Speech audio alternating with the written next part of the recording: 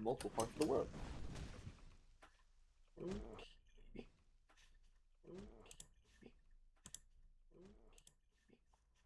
Mute that.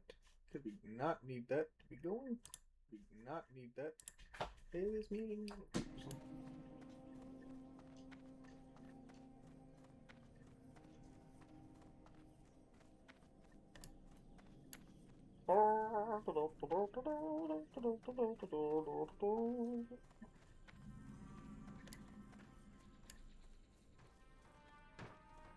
Here it is.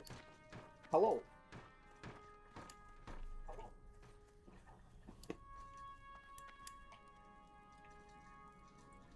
Okay.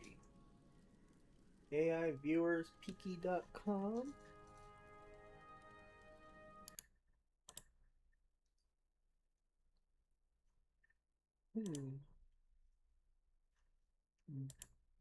Ban.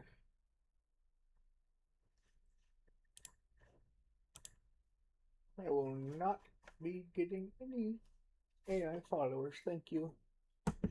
I would like people to stop trying to send me links to go get AI followers.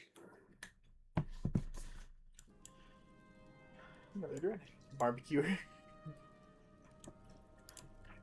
Light be with you. Ain't nothing like starting some questing with a room temperature diet Mountain Dew. Oh yeah. I don't know what the quest is. That is. Loot the nautical map. Nautical map. That's totally not a SpongeBob reference. Nautical map. Tickets to the SpongeBob movie! I love that movie so much. The original SpongeBob movie. I watch it all the time. More than I should. Avoid wasting time killing the goblins if you can. I don't remember goblins in this zone. Weird. At one point, when Khadgar first meets Medivh in the book The Last Guardian, Medivh is asking if he knows about any other races. And one of the ones he mentions, that Khadgar mentions, is goblins. And he says that he's read that as a race, goblins are insane. And Medivh says that only the smart ones. Ah, shizzle fits. Hello.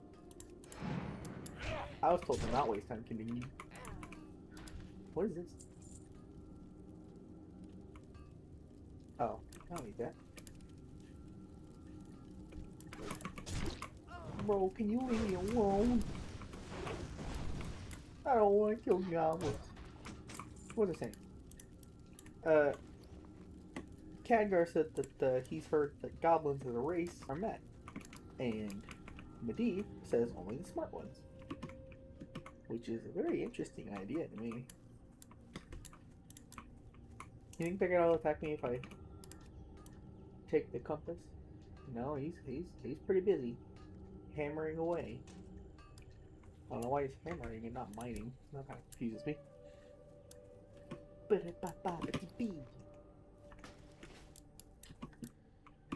Also, at the beginning of the book, The Last Guardian, there's some guy who is walking through Karazhan, and Karazhan's empty, but you have all those visions going practically constantly. But the visions are different than they are throughout the rest of the book because they don't bring their own background. Because like whenever a vision happens, it changes the scenery. So you're no longer standing in. Most of the time he's in the library. Sometimes he's in the dining hall. One time he was like in a hallway trying to figure out where the kitchen is, but and then suddenly he's not standing wherever he was. I think during his second vision he was in the library, and then suddenly he was in Stranglethorn. And so technically his physical body is still in. Another word? No, it's a shadow. Anywho. What can I do for you? Be careful. But he's pretty much under the impression that he's in a completely different place. That is a lot of walking.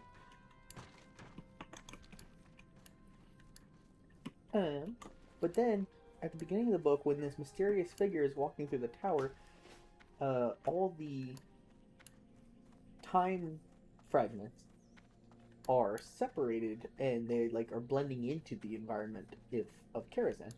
And one of them shows Medivh working on a like mechanical bug, like a golden mechanical bug. And I didn't realize until and then the mysterious figure like looks down at the table because he's at where the table is, where the vision is happening. And in the vision, Medivh is working on the little bug, and then he like gets all frustrated and he puts it down. And then the vision vanishes, and the mysterious figure picks up what's left of the little mechanical bug, and it got smashed. I didn't realize until this last time I was reading the book that you later on see Medivh working on this stupid bug, and then smashes it. You don't see him smash it. It's just kind of implied. You just kind of have to pay attention to what's happening. You do know that it is smashed. And I never realized that at the beginning of the book, when this mysterious figure is walking through Karazhan, he's seeing all these little visions of the past. The very last vision he sees is Khadgar, and then it cuts to... Because you see Khadgar first arriving at the tower of Karazhan, or Karazhan, or Karazhan, or Karazhan. Doesn't matter. I say Karazhan. You see him first arriving there, and then the scene shifts to the actual moment when Khadgar arrives. And he just barely, out of like his peripheral vision, sees a ghostly figure on the balcony. But he's like not sure if he even saw it or not. Still spying ancestor? No, thank you.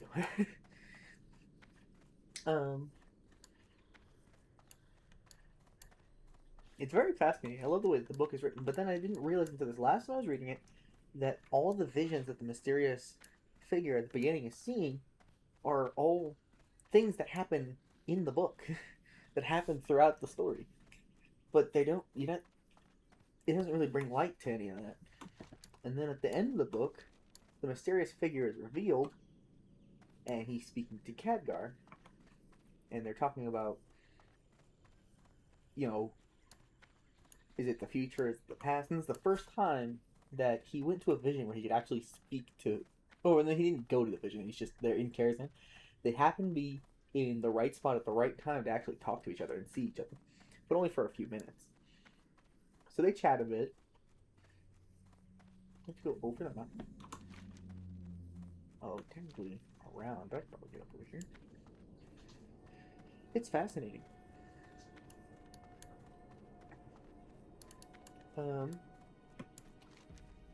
They're talking to each other, trying to figure out which one's future or past. The mysterious figure already knows that Khadgar that he's speaking to at the end of the book is in the past. And you figure out who the mysterious figure is, and it's actually really cool. But you don't find out until a completely different book, Cycle of Hatred, how that mysterious figure came to be where he is and when. But it's like, other than that small detail that's in a completely different book, those books aren't really connected, other than the fact that they're just World of Warcraft books. It's actually really interesting. Except, Cycle of Hatred is a World of Warcraft book, which is weird, because it's like named after one of the Warcraft games, while The Last Guardian is a Warcraft book. Not a big difference. They take place in the same world, obviously. I forgot that I'm a miner. Oh, goody. So they take place in the same world, but it's like Warcraft books were made during kind of Warcraft era. But my cat almost knocked over my soda. That would have been not great.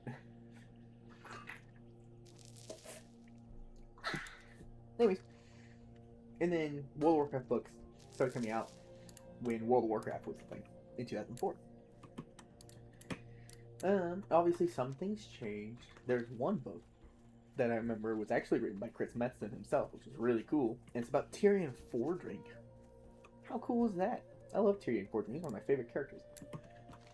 When the events of Legion started,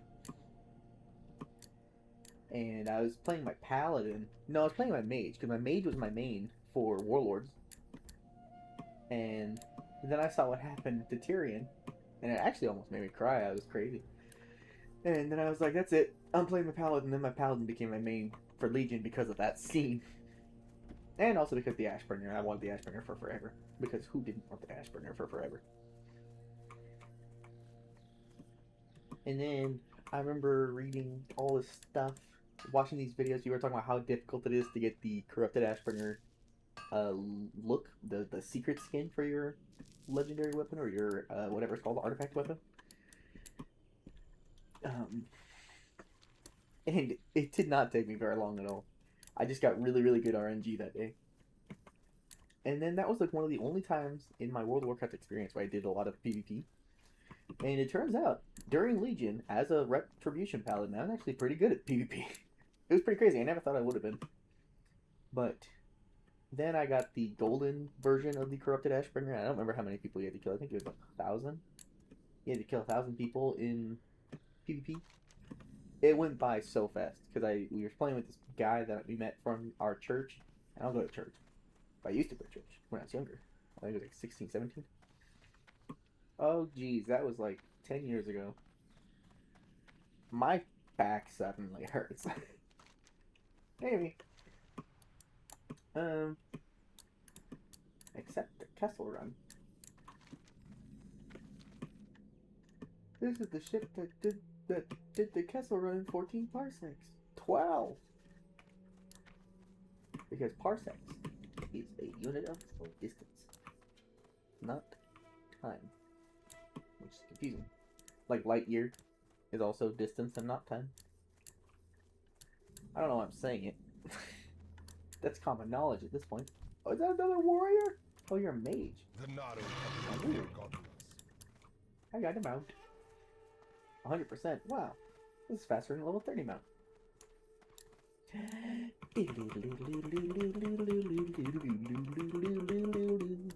Gotta follow the arrow. This quest is super particular. I'm just gonna skip all these mining nodes. Mostly because I keep forgetting I'm a miner. But also because I don't want to risk getting off the elephant. The elephant. Are you? No, you're fine. You're neutral. Sorry. Don't do it! We're friends. We don't have to be enemies. May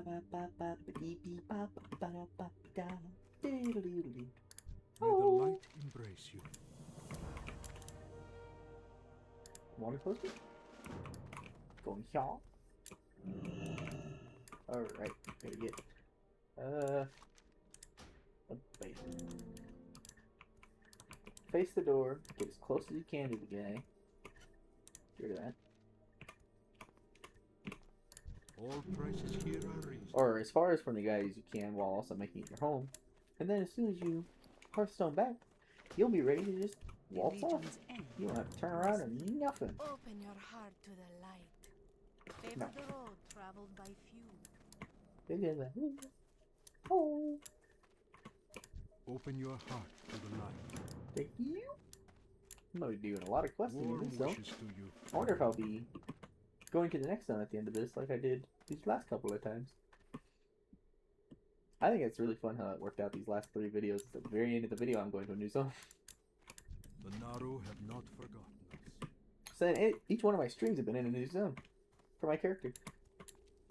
What You're missing a little bit of stuff in between, but that's usually just me walking around doing nothing. Just setting up to get ready to start The questing. Legion will fall. Why are you here? You're 54. Get out of here. What do I need over here? Up there.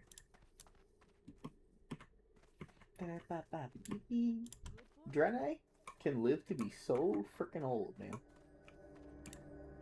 That armor is really cool. I don't like that it's all silver and gray in the center, and then blue on the outside. I wish you had more blue, like a tabard or something. Good fortune. The Naru have not forgotten us. But yeah, Blessings in to the your Rise of the Horde, which mostly follows Thrall's dad, Duratan, he meets a Draenei girl that he remembers he The legion's end draws near. thinks is about his age, and then later on that same day, and he's kind of like I think like a teenager or a tween, probably young orc. Something happens. They end up being out too late, and then getting attacked by an ogre. And he and his buddy Orgrim Doomhammer from a different clan, which was a big deal. It was a very big deal. At this point in time, the clans were not enemies with each other. They didn't fight each other really. But they didn't like hang out. They weren't pals. They would only come together for religious things, like ceremony. What is this? Look at it. Admiral Odysseus. That's fine. If it matters, I'll get. This thing will tell me to do it. Rest of XP. Do I need you? Kind of, not really. Hello! I'm gonna sunder all that armor you're wearing, Brick.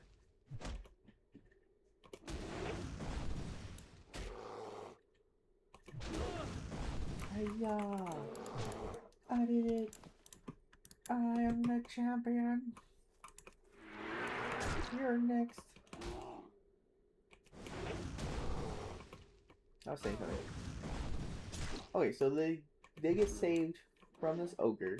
Durtan and Orgrim, and they get saved by Draenei. And they get brought to their city, which isn't called the Azeroth. It's called something else back then.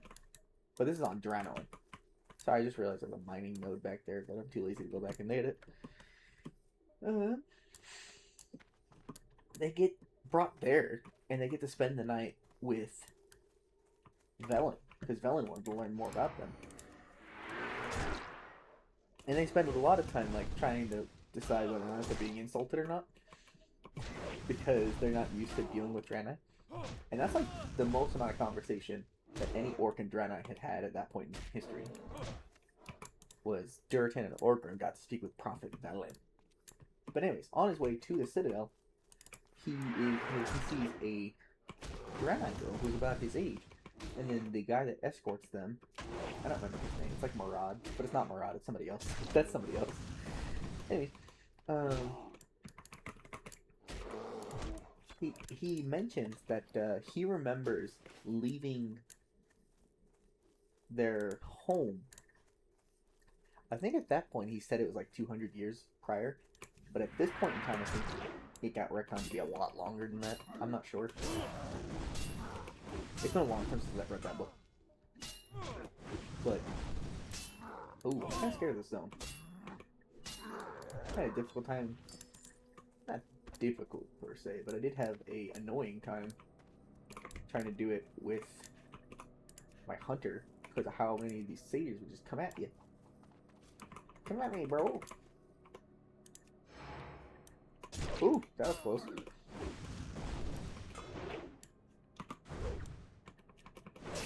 I got to use overpower.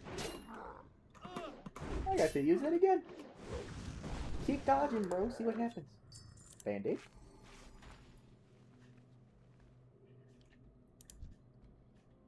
Phew. Alright. Wish me luck.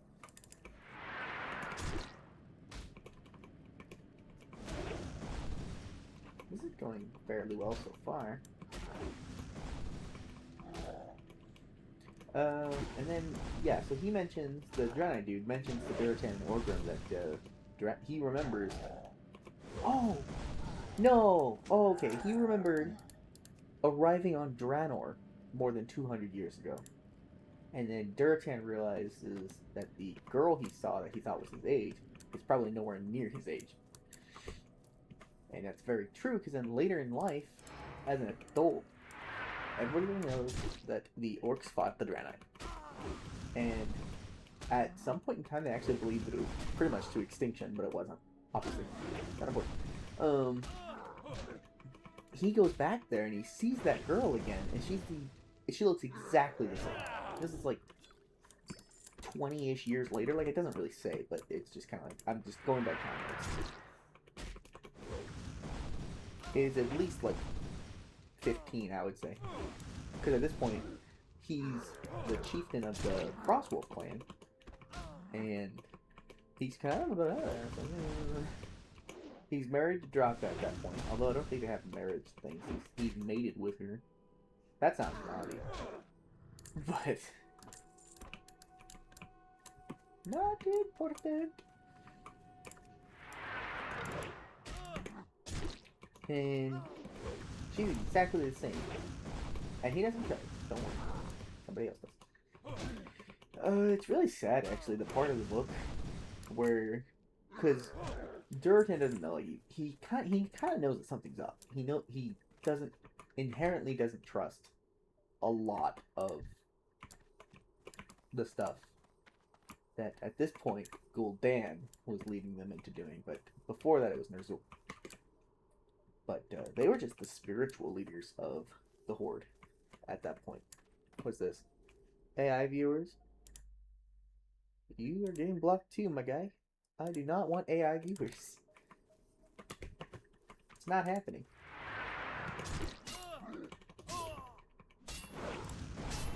I'll do some space right now. Who cares?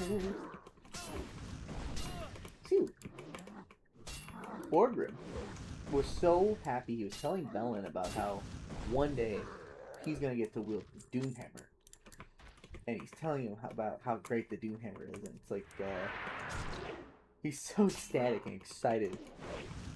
And then Velen goes like, you know, I really hope that you don't wield it for a long time. He's like, what? No, why would I not want to wield it? Then he Velen points out that in order for him to wield it, he has to lose his father. And then Orgrim was just immediately like, oh man. And he he just kind of sat down. He was like, he was having a freaking crisis all of a sudden. It was hilarious. What am I here for? Oh. Too bad I'm not smart.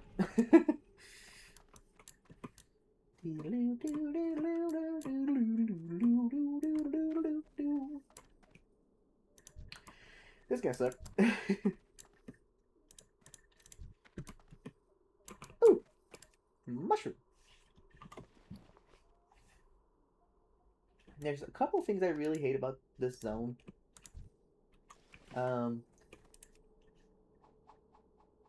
Oh gosh. I knew it!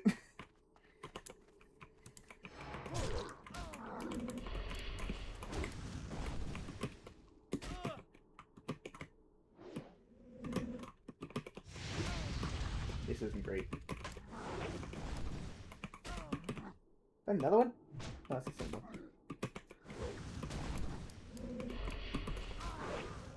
God diddly darn Dickens. No! Am I dead? Oh, I resisted. I'm the coolest. I thought I was dead. I knew I was gonna hate this quest.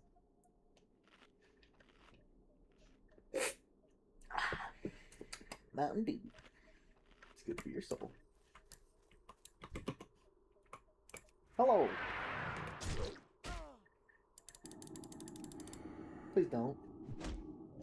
Ow.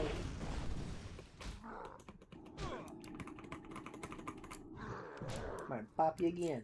That's I didn't really like Warlords at first because most of the time when I'm questing, back then anyway, now that I'm an adult I have no patience. Which is weird. Back then I would stop and I'd read all my quests. All the lore, I'd want to figure out all the story of everything. Oops.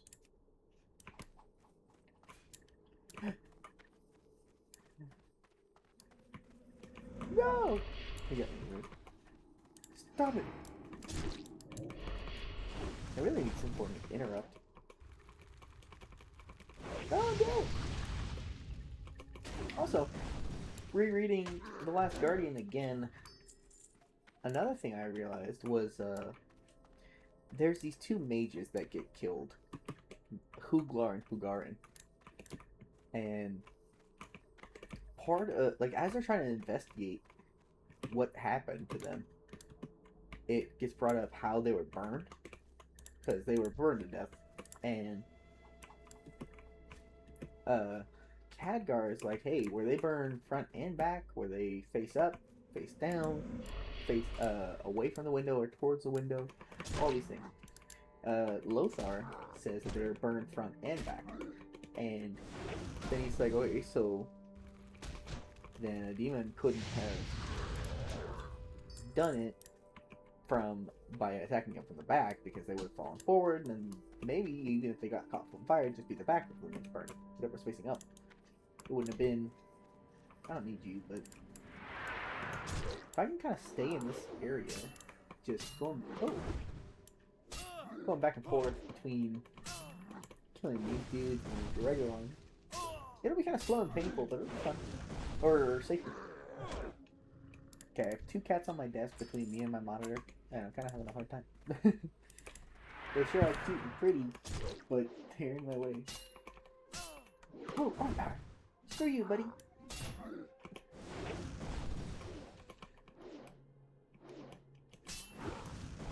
And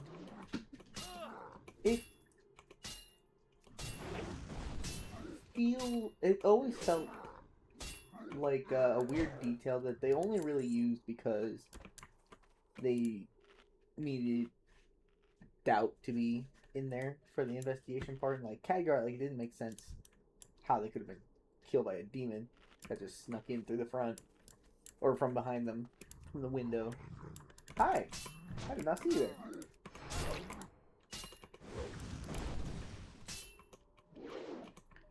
But then we find out later that Medivh is possessed by Sargeras, and it was actually him that killed these mages, including Hugarin. And I already knew all this, but what I didn't realize until this last time I was reading it was we see one of the spells that's kind of Medivh's go-to spell in a life or death fight, kind of. Not life or death for him, but like, you know, something like that. And his go-to spell, as described, it doesn't say the name, but it's just, they just burst into flame. It's Immolation. It's the Warlock spell, which would burn you front and back. What I didn't realize is they were pretty much telling you the whole time that whatever killed Hugarin is the same spell that Medivh tends to use. They never, at any point in the book, never connect those dots. They just throw it out there. Hey, he does this. He causes these things to just burst into flame. It's just what he does. It's his favorite. It's his go-to trick. What are you doing back there? And then Huglar and Hugarin are burned front and back. But like I said, they don't ever bring any real attention to this. They never say, hey, that's why they were burned front and back, because that's just the spell that Medivh uses. They never bring it up. And I love it. It's very subtle. And I like it. It gives books like rereadability, if that's a word. It's more fun to reread books that have hidden details like that, where you have to actually think. And you'd be like, oh, you know what? You're right. That is weird. Or, you know, neat. But I never really thought about it until this last time I was reading the book that Medivh uses a Warlock spell. Like, the first spell we see him cast is on Khadgar when he returns to the Karazhan, because he's gone for a few days. He comes back. Khadgar's in the middle of cleaning the library, and Medivh forgot that he was there, and he forgot who he was, so he attacks him. But the spell he uses... I don't even know if I want to fight those guys. The spell he uses is essentially, like... He, like, uses air to pin him. Hi! Pin him against the bookshelves. And the next spell we see is him using Immolation on orcs. And he does 2 at once. I just never realized that he uses a Warlock spell.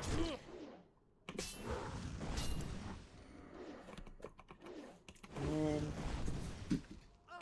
I think like the first like obvious hint we're given to Medivh having something to do with the orcs being on Azeroth is they fight a Warlock. And the Warlock, when he sees Medivh, he's like, hey, I know you. And Medivh does not give him another second to keep speaking. He like uses a spell that like wraps him up in a tornado that's also on fire. So that orc did not make it.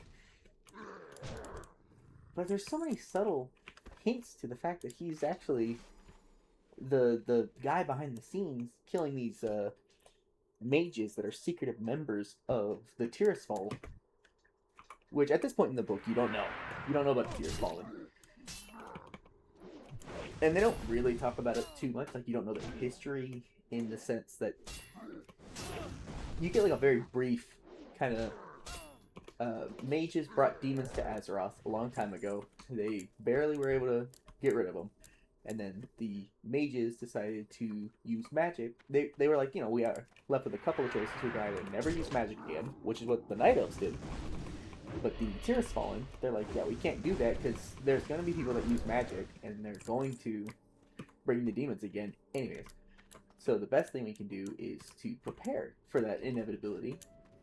And they created the Order of the Tears Fallen, and they chose one member that they all felt was most worthy, and they gave them, like, they would like transfer a good chunk of their power into that person, and they became the first guardian.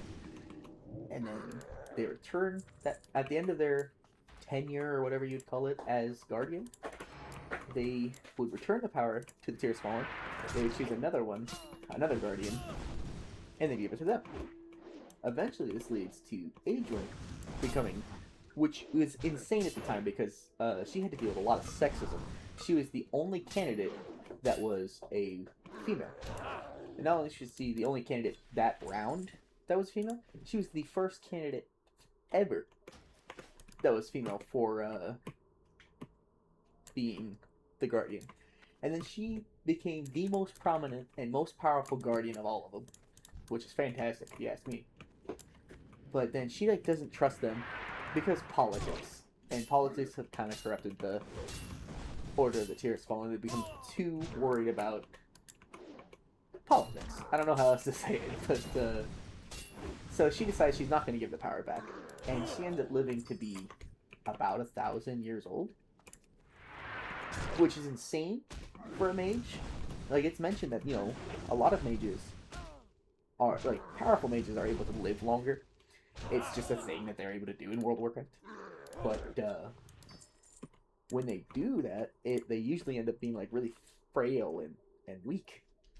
But Adrian, when Khadgar had a vision of her fighting Sargeras, he noted to himself that she actually looked like fantastic. She was in great shape. She looked young still.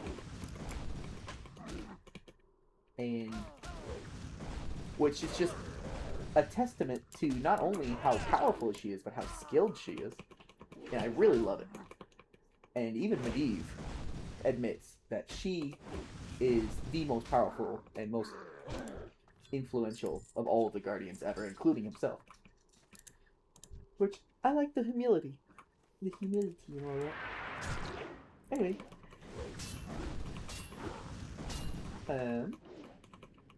I'm still reading the book. I'm almost done. They're about to fight Medivh at the end of the book. And then I'm going to move on to a different one. But right now I'm just trying to reread all the World of Warcraft books because I love them so much. My favorite World of Warcraft book is not on Audible. And my job requires me doing a lot of driving, so I usually just listen to a bunch of audiobooks. Or music. I'm either jamming out or catching up on my lore. I don't want to fight him because he's so close to that guy. Maybe I can find one that's not.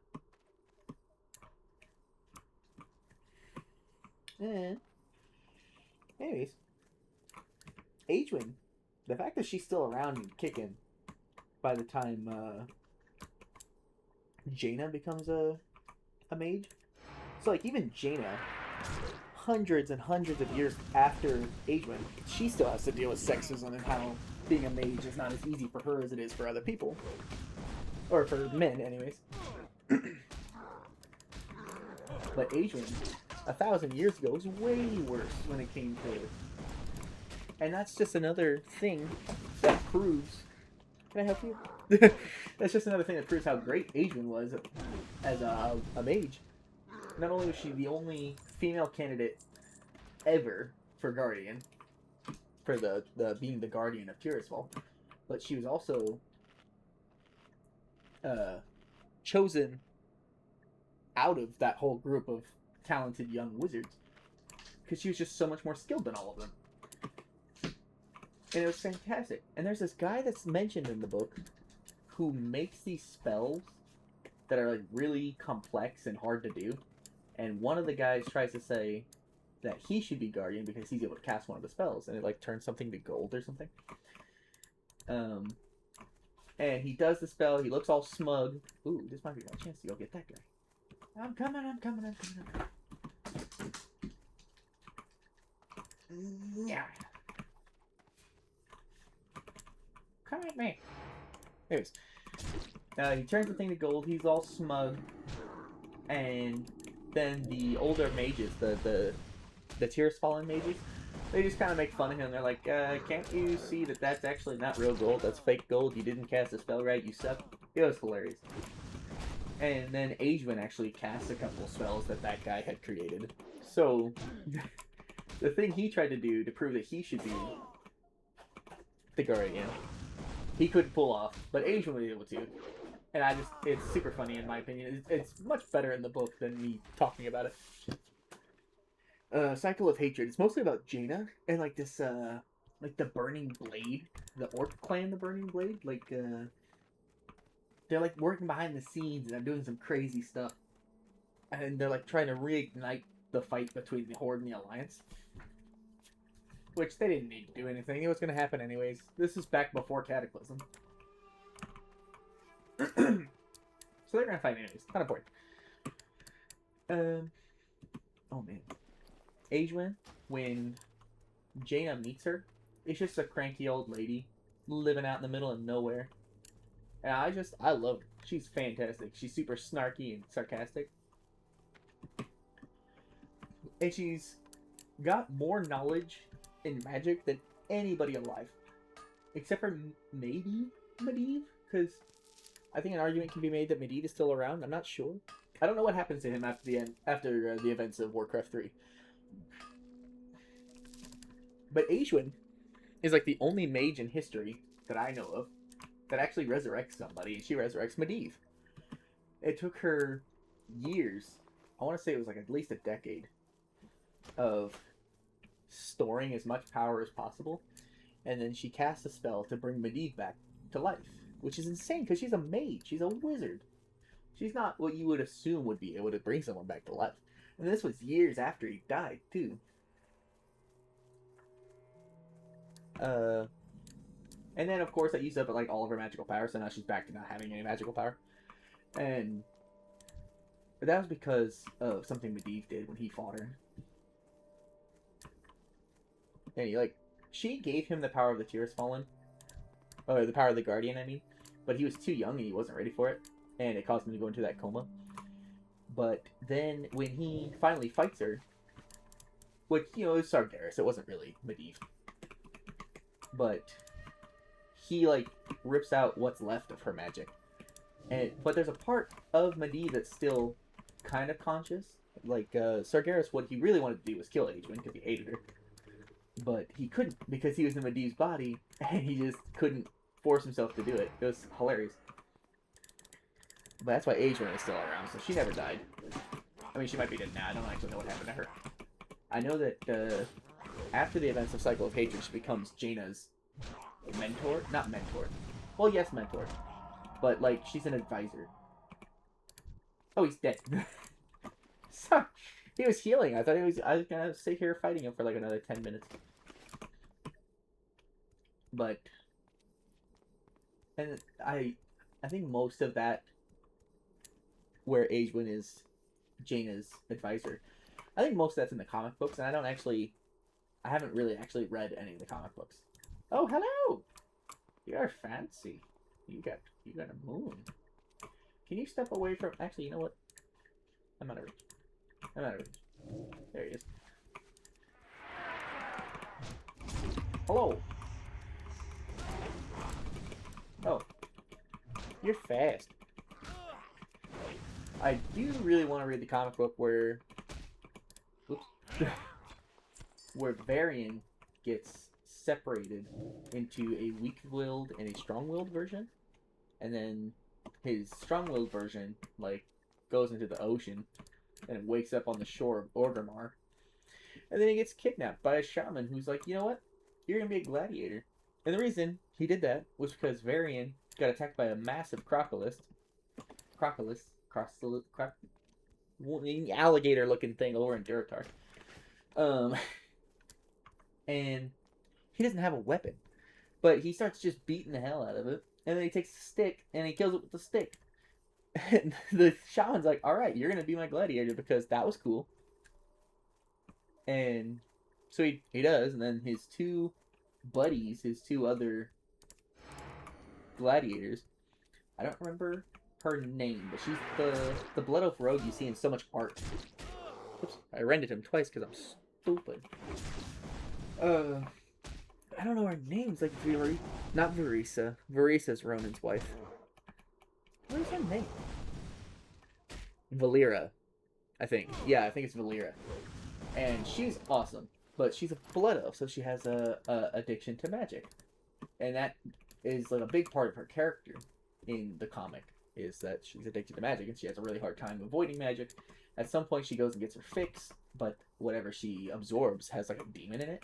So the demon possesses her and becomes a real problem. The other gladiator is Brom Bearmantle, which is a fantastic name. I love that name.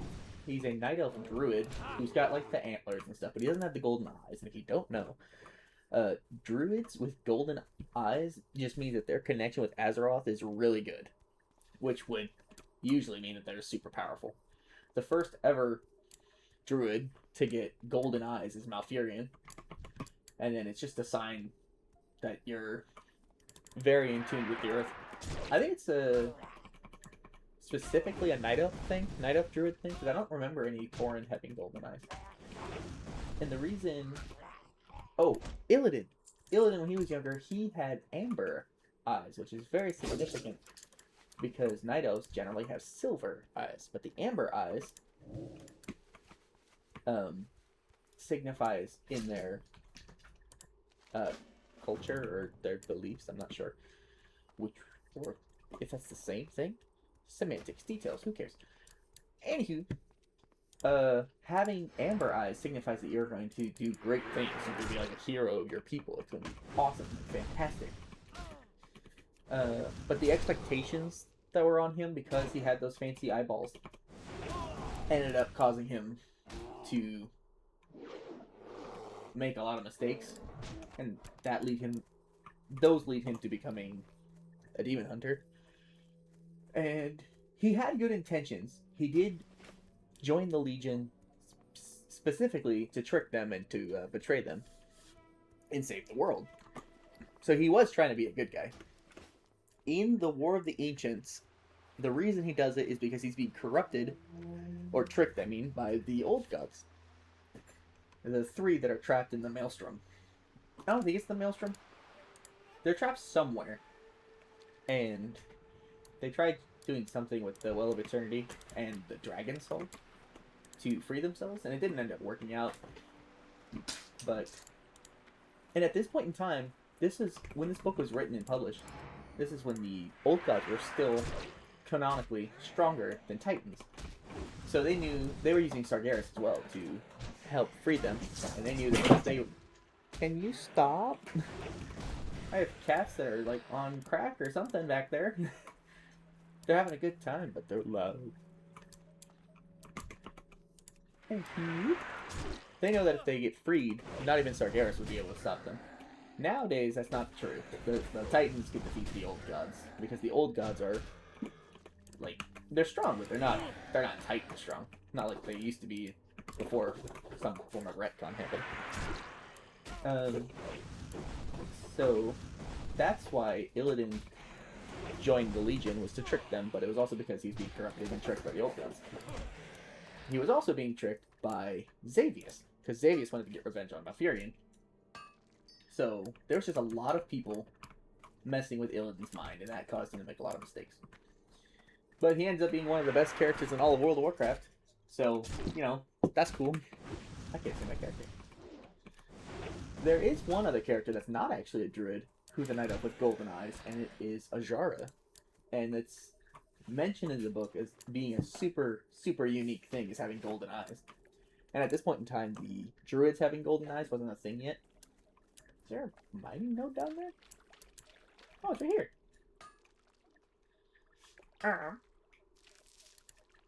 Braum, Bearmantle, doesn't get his until the book World of Warcraft Stormrage. And that one, the audiobook really annoys me because the gentleman keeps mispronouncing Tyrande. I don't remember how he says it. I think I like blocked it from my memory. But he keeps mispronouncing Tyrande and it irks me. But like the Emerald Dream is getting corrupted. It's the Emerald Nightmare.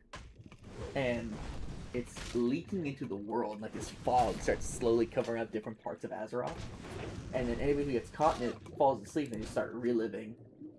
Or they just start living through their nightmares. Like on repeat. And it really sucks. The first one you see, you don't know that he's in a dream yet. But he's like part of a group that goes into... It's in the Eastern... It's in the Human Starting Zone. Goldshire. This one. Whatever this is called. Fargo Deep Mine. They're going into... Oh, wait. Actually, it might be the Jasperlode mine over here. They're in one of them. They're going through. They have a wizard with them. The wizard gets killed by the kobolds. Or gets caught up fighting them. It turns out he didn't get killed. He turns out he's a necromancer. So after they kill all the kobolds, he starts bringing them back to life. And then all of the lights go out. So they get surrounded by these undead kobolds. All the torchlight goes out. So they're fighting in darkness. And the guy whose perspective we're seeing this all from, he's the last man standing. He's surrounded by all his allies and all these kobolds that are undead. And he can't see them. And then they close in. And then you find out that he's just living in a nightmare. Because the Emerald Nightmare that's infecting all of World of Warcraft at the time. Or Azeroth World of Warcraft. So then Braum Bearmantle and Tyrande Whisperin are on a quest to figure out what the heck's happening. Broxigar, his niece, who actually has his axe from the War of the Ancients book, which is a fantastic axe. It's a double-headed axe, I'm pretty sure, but it's made of wood. And it's blessed by Cenarius, so it's actually very good. It's super sharp, it's very durable, it's magical. So I imagine that probably contributes to it being really strong. Oops, I'm not watching where I'm going. I also forgot to apply this thing. That's not great. All prices here are reasonable. Oh, good. I'm just gonna sell all this junk that I don't need. One thing I do actually like about this zone is organizing the mushrooms. So I have all my mushrooms in a group.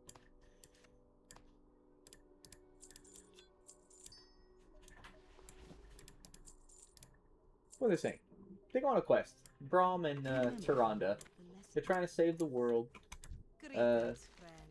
What's his face? Broxigar, his niece has his axe. Her visions and nightmares, she's under the impression that Malfurion actually is the reason. Increases attack by 2. Wow, and they match my shoes! Wow, what a coincidence. So she's on a quest to kill Malfurion, which sucks. Because Malfurion's fantastic. I don't know who would ever want to hurt him. Yeah, I might just send all this cloth to my warlock. Oh, I should sell that. I don't need that. Put this over here. Put this on here. Here. Get rid of that. Put that up here. Let me put my mushrooms up here. Welcome. Browse at your leisure. Oh, thank you. So then, while they're on this quest to figure out what's going on with the Nightmare, Braum and Tyrande, they run into Broxigar's niece. And something that's actually really sad about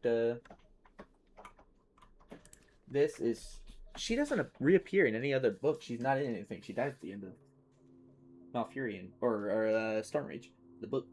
What's my warlock's name? Belphegor. That E was on purpose. If you look up Belphegor the demon from real life mythology, I don't know if it's from Christianity. Like, I think it has to do with Christianity, but it might be. Oh, what did I level? Neat. I'm level 17. How about that? How have I not been noticing this? Kill corrupt Trant. That's in the middle of a story. Yeah, so she gets introduced into the story, and she's kind of cool. She's kind of a bad guy. She's an antagonist, but that's because she's being tricked by Xavius, I'm pretty sure. And I really felt like she was gonna have a redemption arc. She was gonna become a good guy, and she was just gonna be awesome. But she doesn't. She just dies. And that's kind of... There's another book where they introduce a Draenei chick. I think she's a priest. I'm not sure. But she's kind of a Mary Sue, so she's really annoying. I don't like... Because she, like, is good at everything she does. And she... And it's just... It's awful writing. But she is a cool character. And... But then she dies. So she only exists in that book. She's not in the game. She's not in any, like, stories or anything other than the one book. And then, also in Stormrage, Malfurion, I think, is also on its own separate quest to try and figure out what's going on with the Emerald Dream. It's been a while since I read it, though, and then I never listened to it on Audible, because Tyrande is a main character, so she's mentioned, like, every 4 sentences. But the gentleman that narrates it, although he's a great narrator, he doesn't know how to pronounce Tyrande, so he keeps saying it wrong. And it's really annoying. And it just, I did not like it. So I don't really remember the story as well as I feel like I should. That makes sense. That's comprehensible, right? Hello, Mr. Tree. How do you pronounce this? Is it Tree? Or Treant? Tromp? Treant. I know a gentleman in Ecuador named Trent. He wasn't native to Ecuador, but that's besides the point. And what's funny is we went and hung out with okay, that's going on another side story that nobody needs. So, there's the druid guy that is evil because Malfurion is currently asleep. He's in the Emerald Dream. And again, because he can't figure it out. Even in the War of the Ancients, I think he gets trapped twice and he needs to be saved by somebody. Actually, I think he only got trapped and saved one time. But that's besides the point. So he keeps getting trapped in the Emerald Dream. At the end of that book, though, he does officially get married to Tyrande because he feels bad for, you know, they started their relationship finally, and then he goes in the Emerald Dream, and he just kind of hangs out there for 10,000 years. I can only imagine that was kind of a neglectful relationship. Anywho, the druid guy that's in Night Elf Zone, you have to, like, go talk to him at some point. It's like Farendal? I don't know. He sounds angry when you click on him. It's like, where did you come from? You spawned from the void. That's not very nice. What was I saying? Turns out, part of the reason why Malfurion couldn't wake up is because this guy had been when he said that he was, like, blessing him and, like, doing druidic things to help him wake up, he was actually putting stuff on him that was not only keeping him trapped in the Emerald Dream, but was also slowly killing him. And part of Tyrande's nightmare, when she finally got caught by the nightmare, was that she was watching Malfurion slowly waste away on the table. Because he's being tended to by other priestesses, but part of her nightmare was that she was watching him slowly waste away and there's nothing she could do about it. Which is just horrifying. That's way worse than any of the other nightmares I remember from that book. Makes me think of the Craig Morgan song where he talks about how his wife died and he was holding her hand, and it's just really awful. I don't know why people write sad songs. Hi, kitty cat. What are you doing?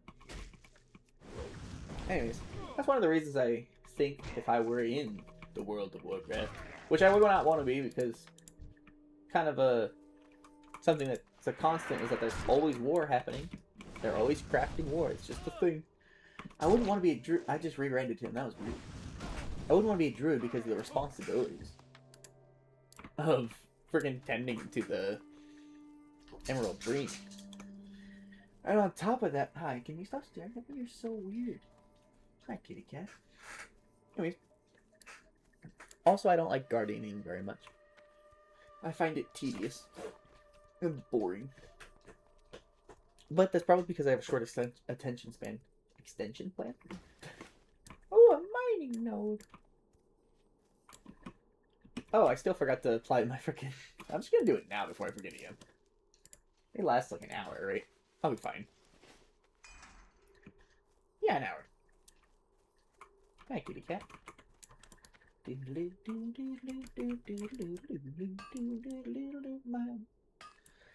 So, more story for more story time. Ronan, in his book,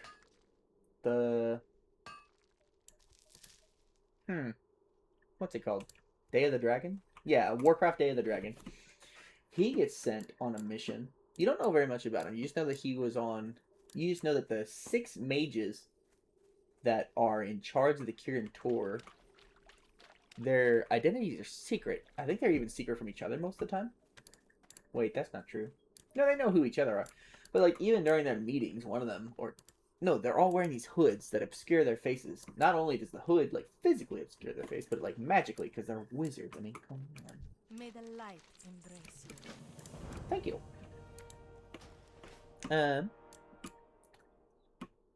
And their little meeting room, I think, is so cool because there's like a constant storm happening around them. It's like, I think it's called the Temple or the Chamber of the Sky. And the Legion will fall. Can you just let me take the quest, please? And so, like, the environment is constantly changing around them. But it happens so often, all the time, that they don't even notice anymore. Like, I think lightning at one point, because none of it's real. It's all illusion. But one of them, they're talking, and then the room becomes like storm clouds, and then lightning goes through somebody. And he doesn't react at all. Because it's all fake, and they're so used to it.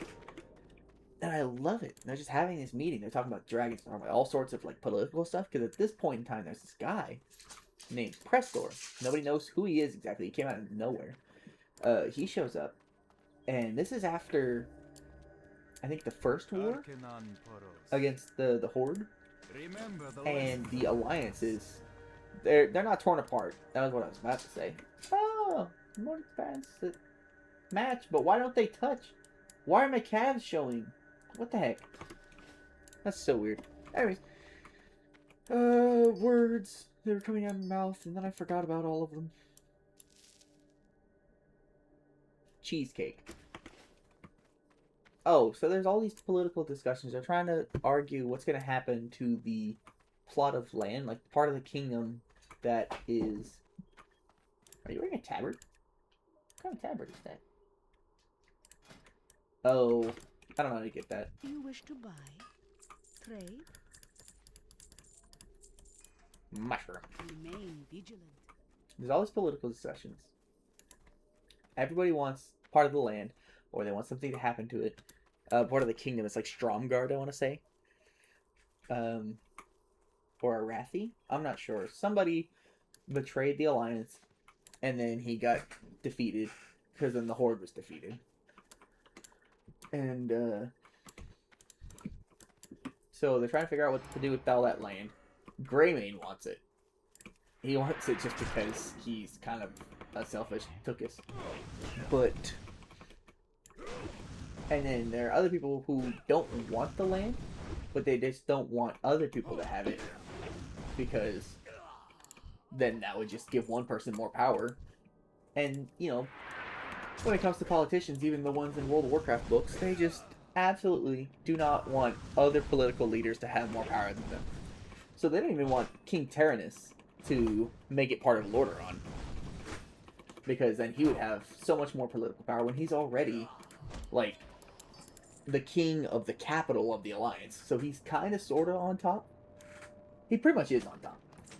He treats them, the rest of them, like equals, and then I'm not really sure how the dynamic works, but he's not in charge of all the humans of the Alliance at this point. But then Prestor is some noble guy that came out of nowhere. And he somehow is the only one that can get all of the kings, all the leaders of the Alliance. Which, by the way, they're not even all kings. I don't know why I keep saying kings. One of them is, like, Trollbane. Dallas Trollbane. And then the other one is, Proudmoore? No, he's not there. Some other guy. He's not important. They're all arguing over who gets the land. And Prestor somehow is able to get them to all work together and be polite and friendly. And it turns out, you find out that he's some sort of rogue wizard that is manipulating all of them. He's, like, changing all their memories and stuff. And so he is trying to take over the Alliance. And, it turns out all the history of him being noble from some other kingdom it's all a farce. And he uses magic to make it seem like it's real. Everyone believes it's real. I should use this crystal. What am I doing?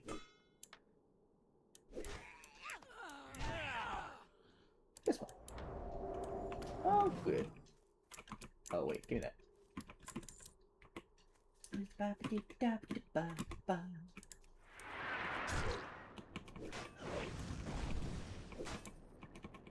And then, sorry, long, awkward silence because I forgot I was talking about something. Tyrannus is talking to me. He's like, "Hey, man, I gotta know your secret. How are you able to keep all these people, all these guys who can barely stand each other? How can you get them to actually work together and be friendly?" And he's just like, "Oh, you know, I told Greymane that he's gonna get the land. It's gonna be given to him, and then he's gonna have a strong naval ability, which is something he really wants because he doesn't like that Theramore has... Theramore? I think it's Theramore. I could be wrong. He doesn't like that they are like the navy of the Alliance.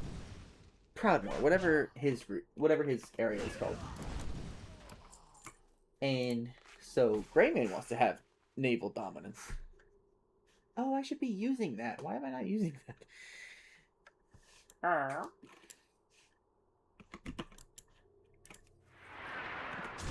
Can I use it? Is that a good idea to use this? I guess it increases my survivability. And then he's like also telling Trollbane that they're gonna like betray Greymane or something. And he tells him all sorts of crap. And Tyrannus is like, You're kidding with me, right? Because this isn't a funny joke." And then the Prestor, he's like telling Tyrannus, he's like, "It doesn't matter what you think. You're not gonna remember any of it anyways. All you know is that you're gonna suggest at some point that I should become the king of this new area, or the area that already existed, but no longer has a king because he betrayed the Alliance." Not yada yada yada yada. And then Tyrannus is like, "Yeah, you know what? You're a fantastic guy." And he like forgets completely about what Prestor had just said about he's making promises to these other leaders of the Alliance that they're gonna get what they want, and they're gonna become more powerful. But they don't remember him saying that stuff either. They just remember that they like him, and that he's great. And the Kirin Tor, Dalaran, is a significant member of the Alliance. But they are not invited to any of these meetings, and they're talking about, you know, what the heck is with that. Oh, dialogue is happening. You want me to take the crossbow? Okay. Good health, long life. I'll take another one of these. Thank you. Sunhawk and Missive, so I have to go back. Anywho. Prestor, evil wizard, came out of nowhere. He's manipulating the leaders of the Alliance, and he's not allowing Dalaran to have anything to do with it. and he's like tricking all of them, all of the Alliance leaders, into hating mages as like a rule of thumb. They don't know that he's actually a mage. So then Dalaran, they send 2 of their leaders. Like, nobody knows they're the leaders because it's super secretive about who is part of the Council of 6, which I don't think is what they're called. It's something else. But 2 of them, they're like most powerful, prominent mages, other than some guy named Crassus. Yeah, that guy. He's their most powerful mage. He's way older than anybody. And the narrator gives him a very deep voice, but it's mentioned that you can't really tell whether or not his voice is masculine or feminine. Except for one time he's talking to some other mysterious figure, and his voice suddenly becomes like inhumanly deep. Which is the first hint that he's actually a Dargan. The 2 mages, they're leaders, and they're very prominent in Dalaran. They show up to talk to King Tyrannus. They end up talking to Prestor, and Prestor's all mad, and he's like, I don't want you guys here, but he's still messing with them. Because he knows they can't do anything at that moment. They have nothing on them. Other than suspicion. And he knows that they're right. They know they're right. But they can't prove it. There's nothing they can do about it. They try convincing Tyrannus to let them be part of these political discussions because they're part of the Alliance too. And he's just like, yeah, I'm not having it. Screw you guys. Get the hell out of my kingdom. And it's crazy. But they send Ronan on a quest to spy on the orcs in Kalimdor. Because they believe that they're like grouping up to resurge their attack. And it's like the Dragon Ball clan.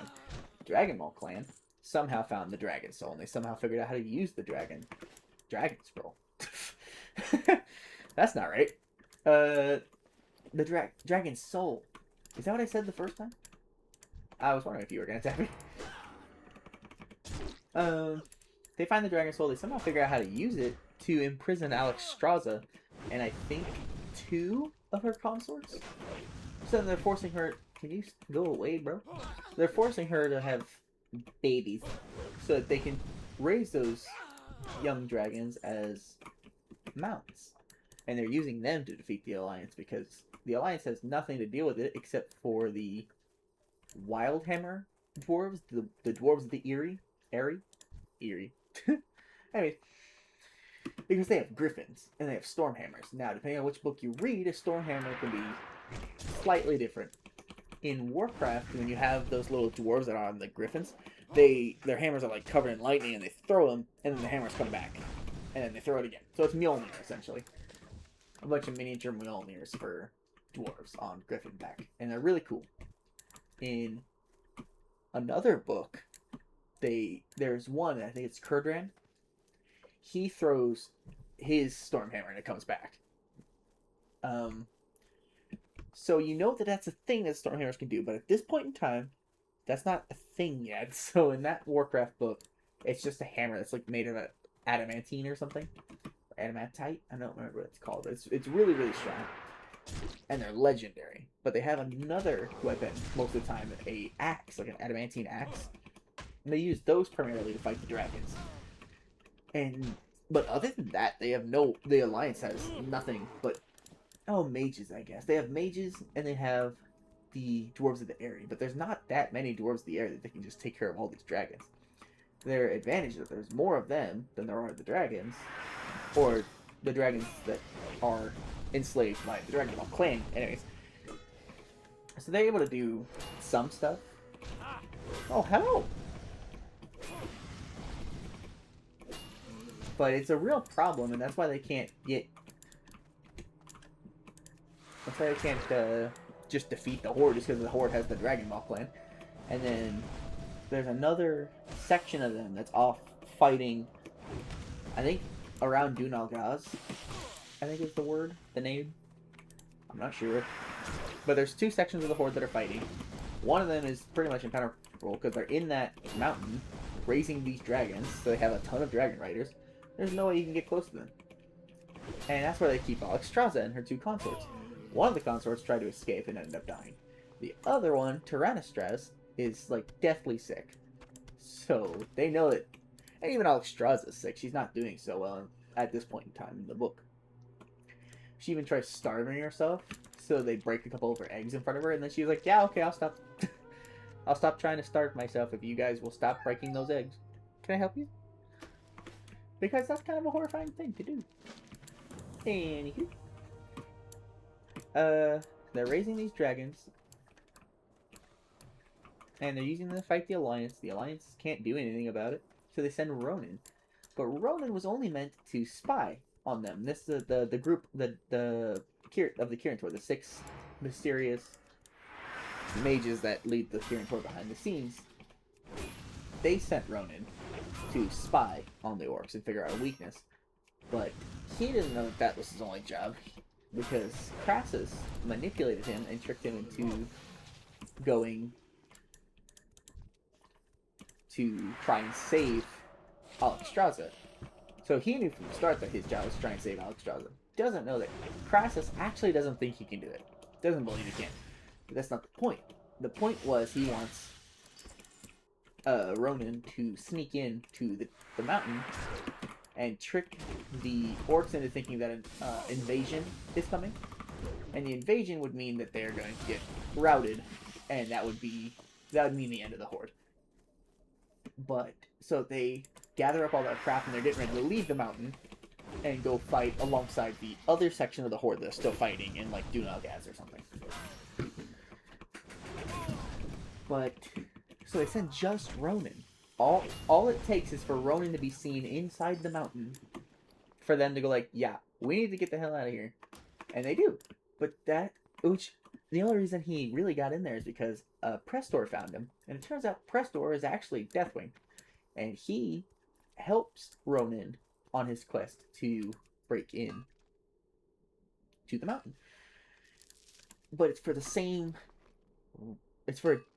reason as Crassus, supposedly, to save the Dragon Queen. You find out that that's not actually what he wants. So Crassus feels like his goal is actually to get her out in the open so he can just kill her and then not have a rival anymore. Turns out, what Deathwing really wanted was for them to start moving the eggs out of the mountain so that he can steal all the eggs, the red dragon eggs, and he'd raise them as his own. And he's hoping one of them, at least one of them, will be a viable female so that he can groom her, which is, awful. And then have a new consort, because at this point in time, he's under the impression that all his consorts are gone. They're deceased. And that is true at that point in the story, but it gets retconned. I think Sinestra is still around. Yeah, I think it's Sinestra. But she's like hiding in the shadows and stuff. Everyone thinks she's dead, but she's not. Anyways, so he wants these red dragons so he can slowly recreate the black dragonflight as evil Dargans to take over the world, because he still wants to take over all of Each day Azeroth. is a blessing. You say that. Remember the lessons of the past. Now I got rid of all these mushrooms. I have actually space in my bag. So, and then Crassus wants them to bring all the eggs, and he wants Alexstrasza out in the open so he can save her. He wants to defeat the orc warlock that has the dragon soul. And then, because if he can take care of him, then they'll no longer have Alexstrasza and Tyrannostraz and the other dragons under their control. He can free all the other red dragons. He believes that all his spells are way strong enough to protect him from the dragon soul, and it turns out they're not even close. Surveyor's Mantle? Crystal Surveyor's Mantle. Where's that?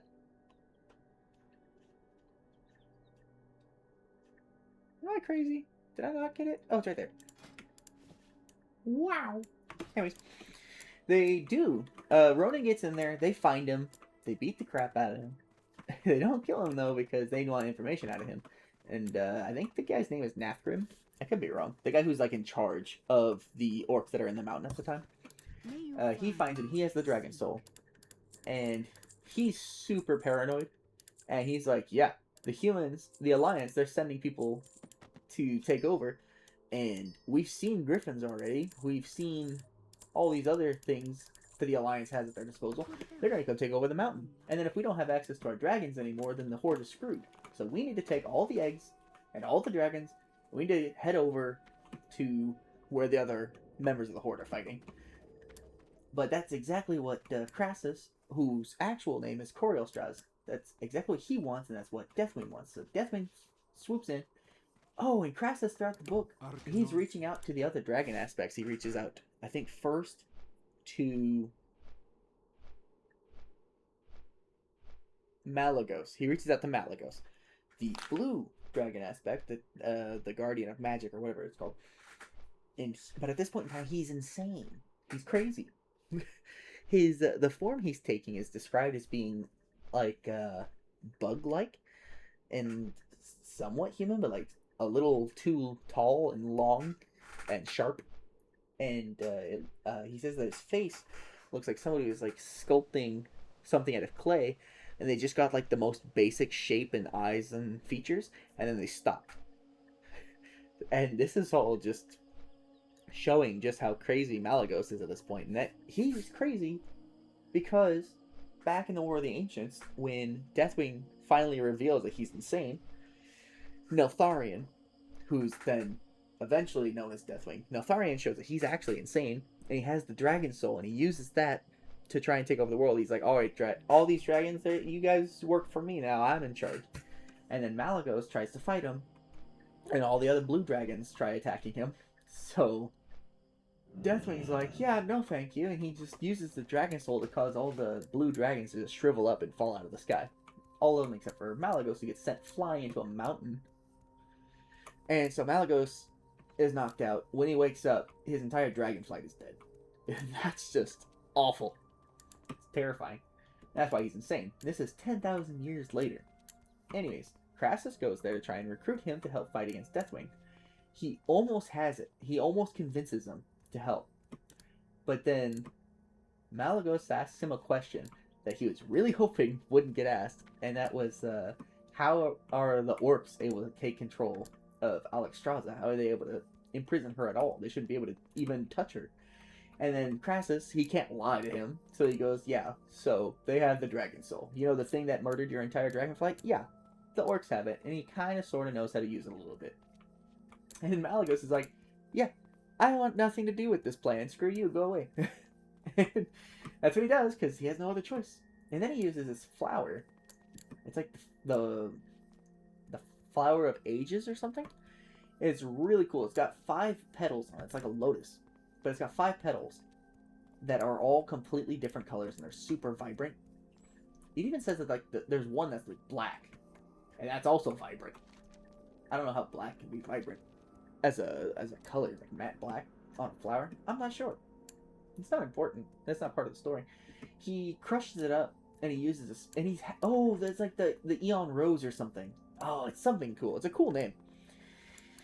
He crushes it up and he uses it for a spell. He's had it for hundreds of years, and he meant to give it to Alexstrasza, but then Alexstrasza gets kidnapped by the orcs. He uses that to go to a realm that he goes to know as Dormu's realm, which is like a place that's not part of the timeline. It's like someplace outside of time. We must unite against And he tries to recruit Nozdormu.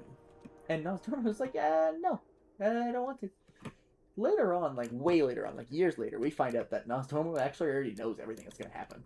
He already knows the future. But he can't do anything to change it. So he's just... That's kind of suck. He knows what's going to happen. He knows all these horrible things that are going to pass.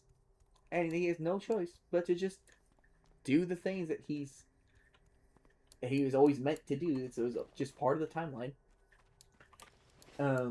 When he first got his powers, by the way, when he first became the aspect of time, the Titans that gave him that power showed him when and how he was going to die.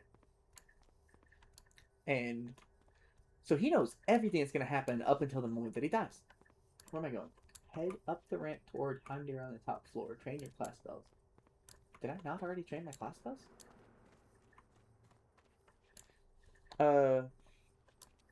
So Crassus goes to this realm of time where Nozdormu is, and he tries telling him to help him out. And Nozdormu was like, yeah, I really don't care. Good health. I'm not going to help you out because, you know, everything's going to die eventually. What's it matter? And Crassus gets all upset, but then he like tries to convince Nozdormu again, and Nozdormu's like, you know what? It would have been better if you didn't come here and didn't disturb me. So then he uses his powers not just to expel Crassus from his realm, but he also sends him back in time to when he first cast the spell to go there, and just made it so that the spell didn't work. He's like, yeah, okay, you never came. So Crassus doesn't remember talking to Nozdormu at all. And that's just so silly to me. So then, so all he knows is he tried casting the spell using the Eon Rose. He tries casting the spell to go talk to Nozdormu, but it doesn't work. And he just gets really frustrated and he leaves. And he has to go talk to Ysera, but he has no clue. I'm sorry, which one was I supposed to buy? Well, Buy a rock hammer. may you find what Really? you seek. You say so. Does it say equip? Do not lose faith. It does say equip the rock hammer. Wow. May I be of service? Anyways, he doesn't know how to get to Ysera. He has no clue where to even begin. So he decides that if she's the aspect of the dream, the best way to get her attention is to go into to sleep. But he can't just go to sleep regular. He has to be as close to death as possible, so the deepest sleep he can get into without actually dying.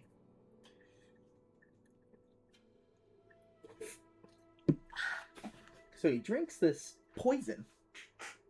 And this poison was used to kill this thing called the Leviathan. As far as I'm aware, we're not told anything about the Leviathan. Other than this one book that mentions how they used a poison that was very, very powerful. It was like 3 drops of this stuff killed this thing. And this thing is way bigger than like any of the dragon aspects. And the dragon aspects keep getting mentioned repeatedly through the book as being gargantuan. So this Leviathan has to be insanely large. Obviously. He's like, I'm going to drink some of this too. So I can get as close to dead as possible without actually dying. That'll be as much the deepest sleep I can get into. And that'll be how I get in contact with Ysera. And it works. He's able to go into a very, very deep sleep. And he starts seeing these visions in the dream. Hello. One of the visions is he sees a little boy, a blonde kid, that's like playing with a wooden sword, and then it has something to do with like death. I don't remember it. Like goes into some crazy detail, but it's like a fleeting moment. And if you know some of the other history of World of Warcraft, you've read some of the other books, you actually find out that this is like a subtle nod to Arthas becoming the Lich King. So it's a young boy that becomes a undead creature of some sort. It's crazy. They tease Arthas. But I think this is before Arthas was a thing. I'm not really sure. King Tyrannus was already a thing, so I'm not sure. Anywho. Oh no. No, Arthas is actually mentioned in this book. He's spoken to very, very briefly. When I was talking about how the 2 mages from the Kirin came to talk to Tyrannus in the press store, when Tyrannus first enters the room and sees these 2 mages talking to Prestor, he's super mad, but right behind him is Arthas. Then he goes, Arthas, go talk to your sister, try and calm her down, I have other things to deal with, and then Arthas does. He runs off to go talk to his sister. You find out in the book titled Arthas that the reason his sister was upset was because she was told that she was going to marry Prestor, which was an idea that was actually put in Tyrannus' head by Prestor. Prestor, who is at least 10,000 years old. He's obviously way older than that. Because he's Deathwing. And I think at this point in time, Tyrannus' daughter, whose name completely eludes me at this moment, she's like 17. So, you know, that's gross. Deathwing, but Deathwing, he doesn't actually have any interest in being with her. It's just for appearances. It's just for like, so you can have a greater position of political power in the alliance. The only other, he even mentioned that the only other viable option is Jaina Proudmoore, but he was like, she's already too headstrong, and I don't want to deal with that, which is kind of funny to me. But Deathwing doesn't want to deal with I think at this point, like a 12 or 13-year-old girl. He's like, yeah, she's already going to be way too hard to manipulate. And I love that. That just means that Jane is a better character than anyone who we've thought about. Goes into this dream where he's about to die and all that business. And finally talks to you, Sarah.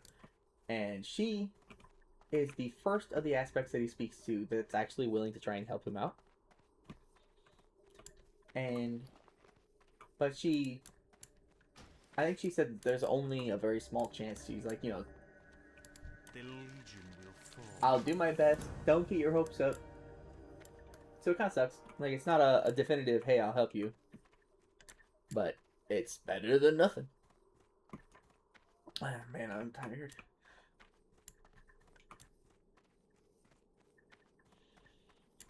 Welcome. Browse at your leisure. Let's figure out something else. Long life.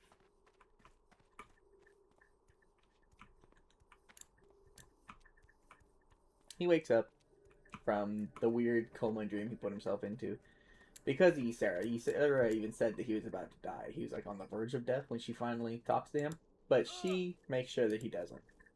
So he wakes up. And then he goes to look. It's because something Sarah said. She was like, don't undervalue those who you view as only pawns. And he was like, that's a weird thing for her to say. And then he looks in on Ronan. At this point, when he like scries Ronan's face, he is limp and being dragged by a couple of orcs. So he thinks he's dead. And if he's not dead, he's convinced that he soon will be. So then he's like, well, I feel awful because I sent Ronan to do that. I didn't care about Ronan's safety or his well-being.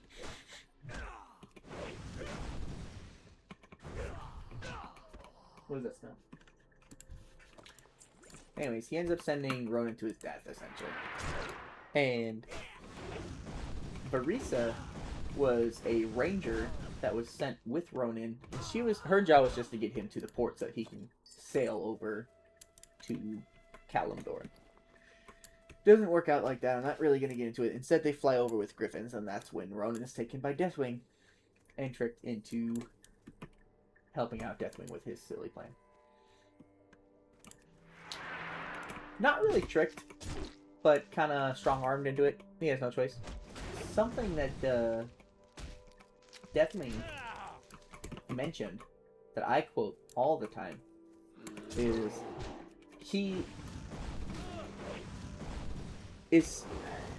happy that Ronan is going to be dead at some point after the whole plan. Because he knows he's sending Ronan to his death, essentially. Obviously, Ronan doesn't die at this point.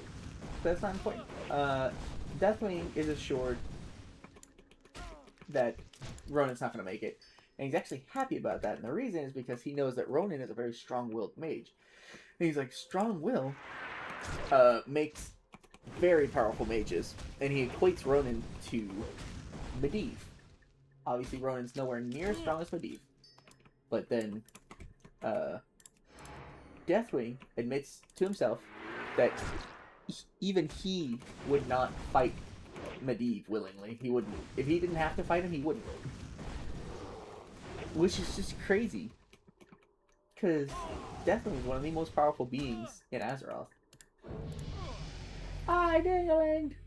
Oh, goody! I should be using my demoralizing shout more. I really just don't think about it. Can you come here?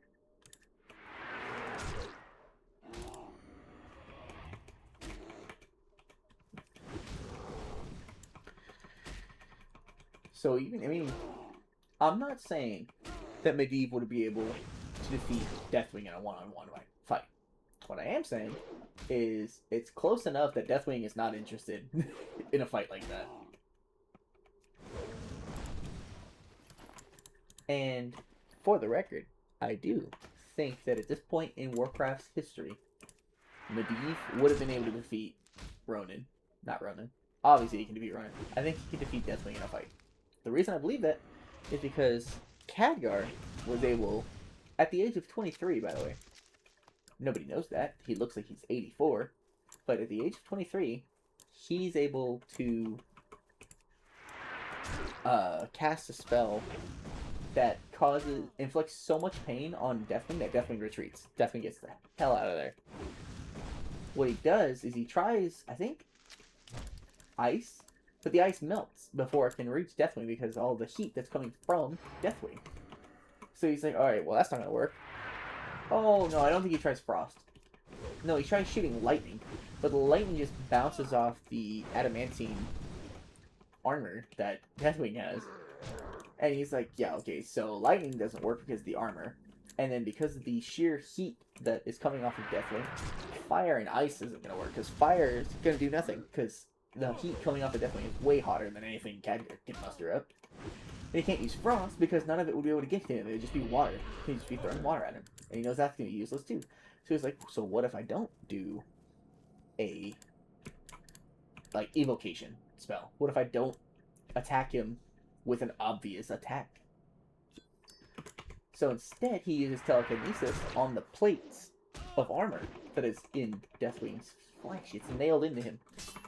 So he does. He uses telekinesis and he just starts twisting the plates. It's just... And Deathwing's like, ah, man, I don't want anything to do with this. And he leaves. He just retreats. Man, you hit hard. Or fast, anyways. Stock short sword. Well, yay. Oops. Make it spare.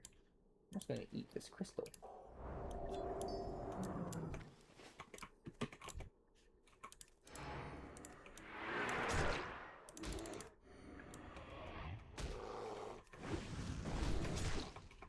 What was I saying? Yeah.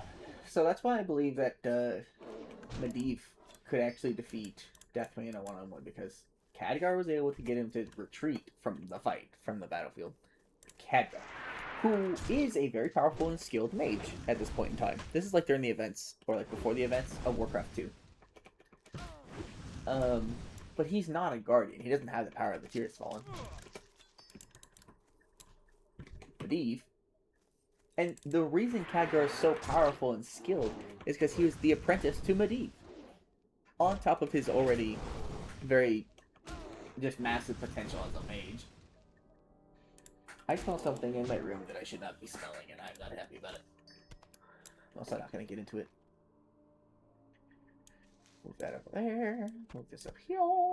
Look at the gun. I like guns. Yeah, because I'm tired.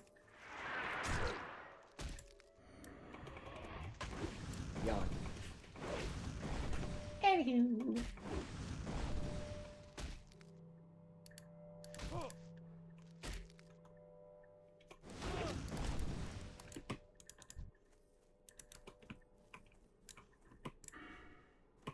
Increases melee attack power reduction and demoralizing shout. Wow. Let's see how it works on this guy.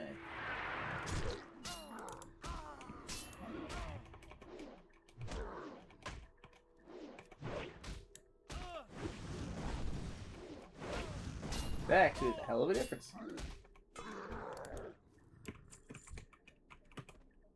Wow.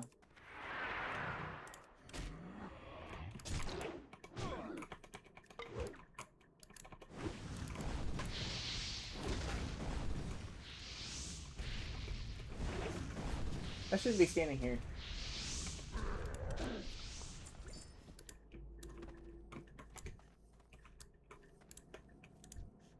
It's gonna hurt.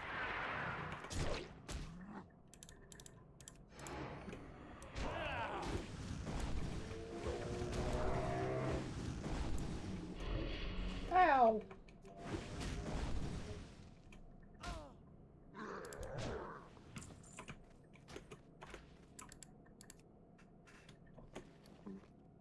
Excuse me. Oh, so Deathwing's happy that at the end of all of this stuff, Ronan won't be around, because he does not like how strong-willed Ronan is, because that means he's going to become a powerful wizard. And he is not interested in fighting powerful wizards. The less powerful wizards there are, the better for Deathwing.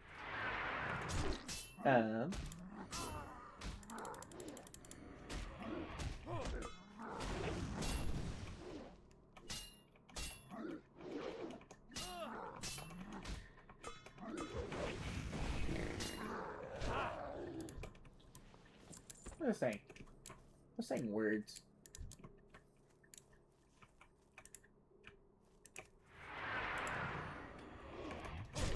Makes it into the mountain. Ronan. Gets captured. Marisa and the dwarf that she's with, they make their way into the mountain too, and they're able to save Ronan, who then immediately needs to save them. And that part is hilarious, if you ask me.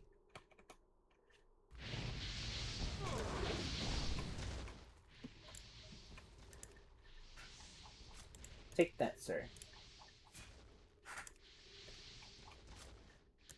What did you think was gonna happen? Yeah, silly corn dog bread?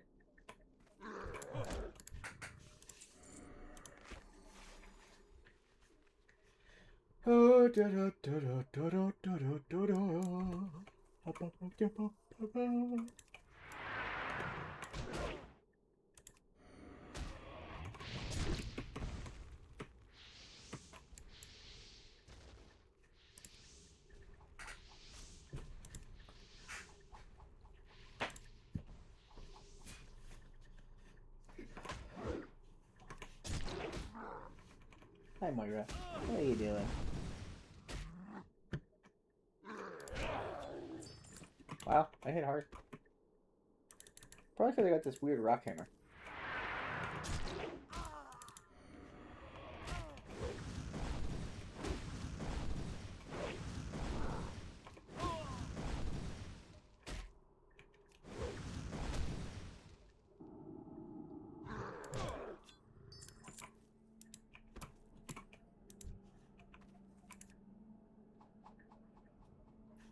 This might be a mistake. Yeah, it worked out. It's fine.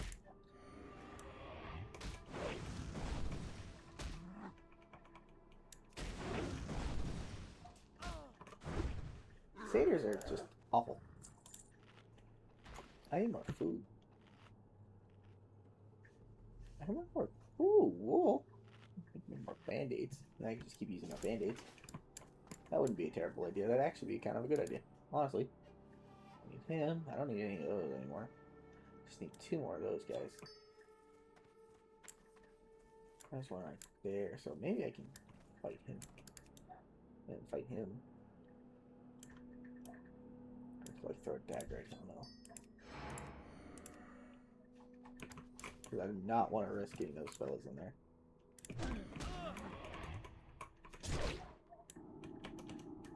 Don't do it! 17? Goodness.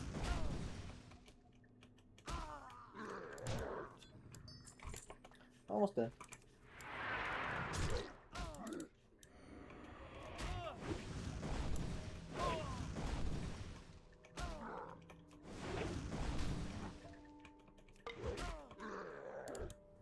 I did it.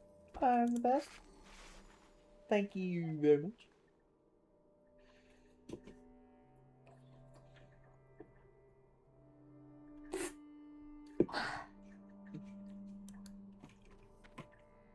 Hi, kitty cat. This part's the part that I'm actually worried about.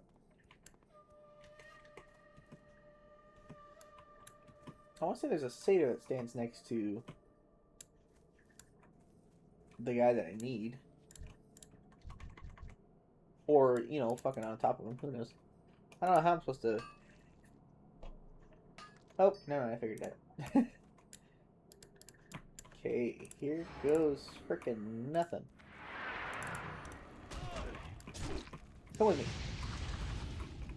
No. How dare you? Now come with me. Nice and slow. Oh well. I win, I'm the best. You are the worst. I'll see you later. Oops.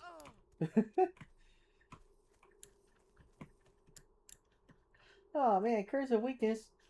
That sucks. There's that bear. I think I'm actually here for him. Hopefully. Yeah, leveling a warrior is a lot easier than I always thought. I'm not saying it is easy. I get scared at everything.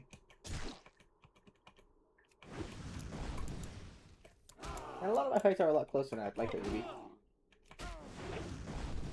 Just get him. Thank you.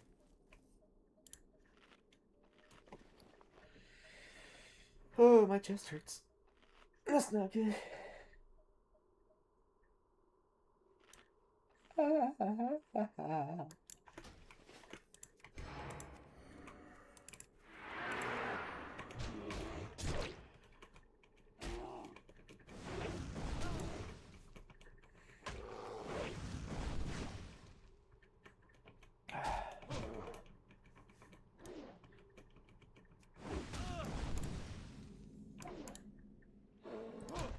Another really good book from the World of Warcraft series is Illidan, and part of that.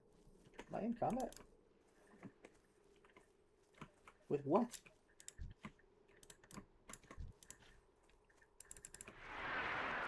Part of that is because they go really into detail about magic in such a way that it actually makes it sound like it's a science, this thing that you can figure out and just calculate and all do all this cool stuff.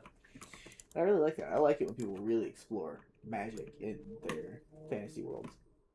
I do also like the ones that are like left purposely vague, like Lord of the Rings. He never explains that. Why would he explain that? He's not gonna give away the secret. Then you lose the sense of whimsy. But Illidan, he calculates how much power he's gonna need. He calculates what kind of materials he's gonna need. He's doing like astrology,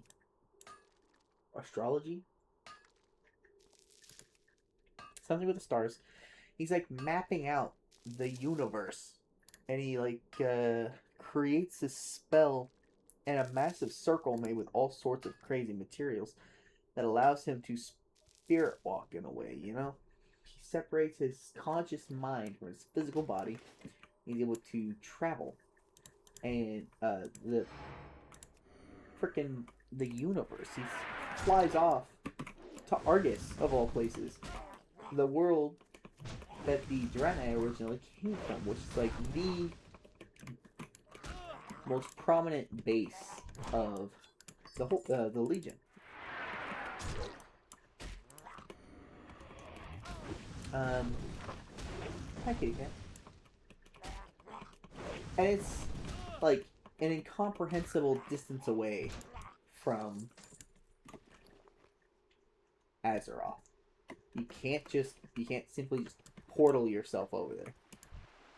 So he goes there in spirit form to like set to set up some Hey.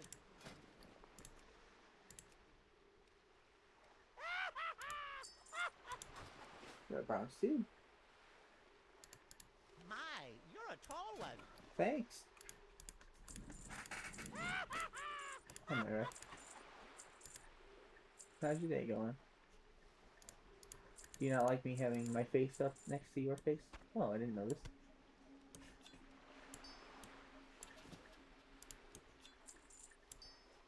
Fascinating. What was I talking about? He calculates. And he does measurements. And he has proper materials. He goes around collecting materials. So that he can spirit walk on Argus and make a mental map of the stars. So he knows where it is relative to Outland.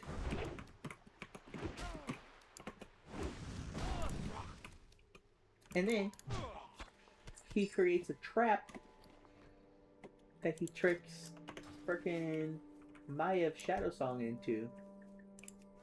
And she brings all these warriors that she has been gathering for years at this point. She's been on Outland for years trying to create a force strong enough to face Illidan.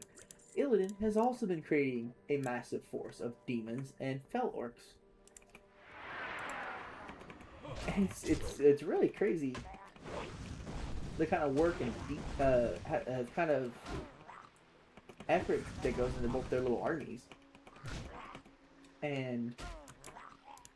But her entire force of Draenei, mostly Draenei, and Night Elves, mostly Draenei, almost the entire force is completely wiped out in this battle, which is a trap, because she was in league with Akama, who was a quote-unquote trusted member of the Illidari, which I don't think is like their official name, it's just what they call themselves. And I think Illidan, I think the book actually mentions that Illidan doesn't give a crap about what they call themselves. Hey, but like calling themselves the Illidari is like giving themselves some sense of greater purpose.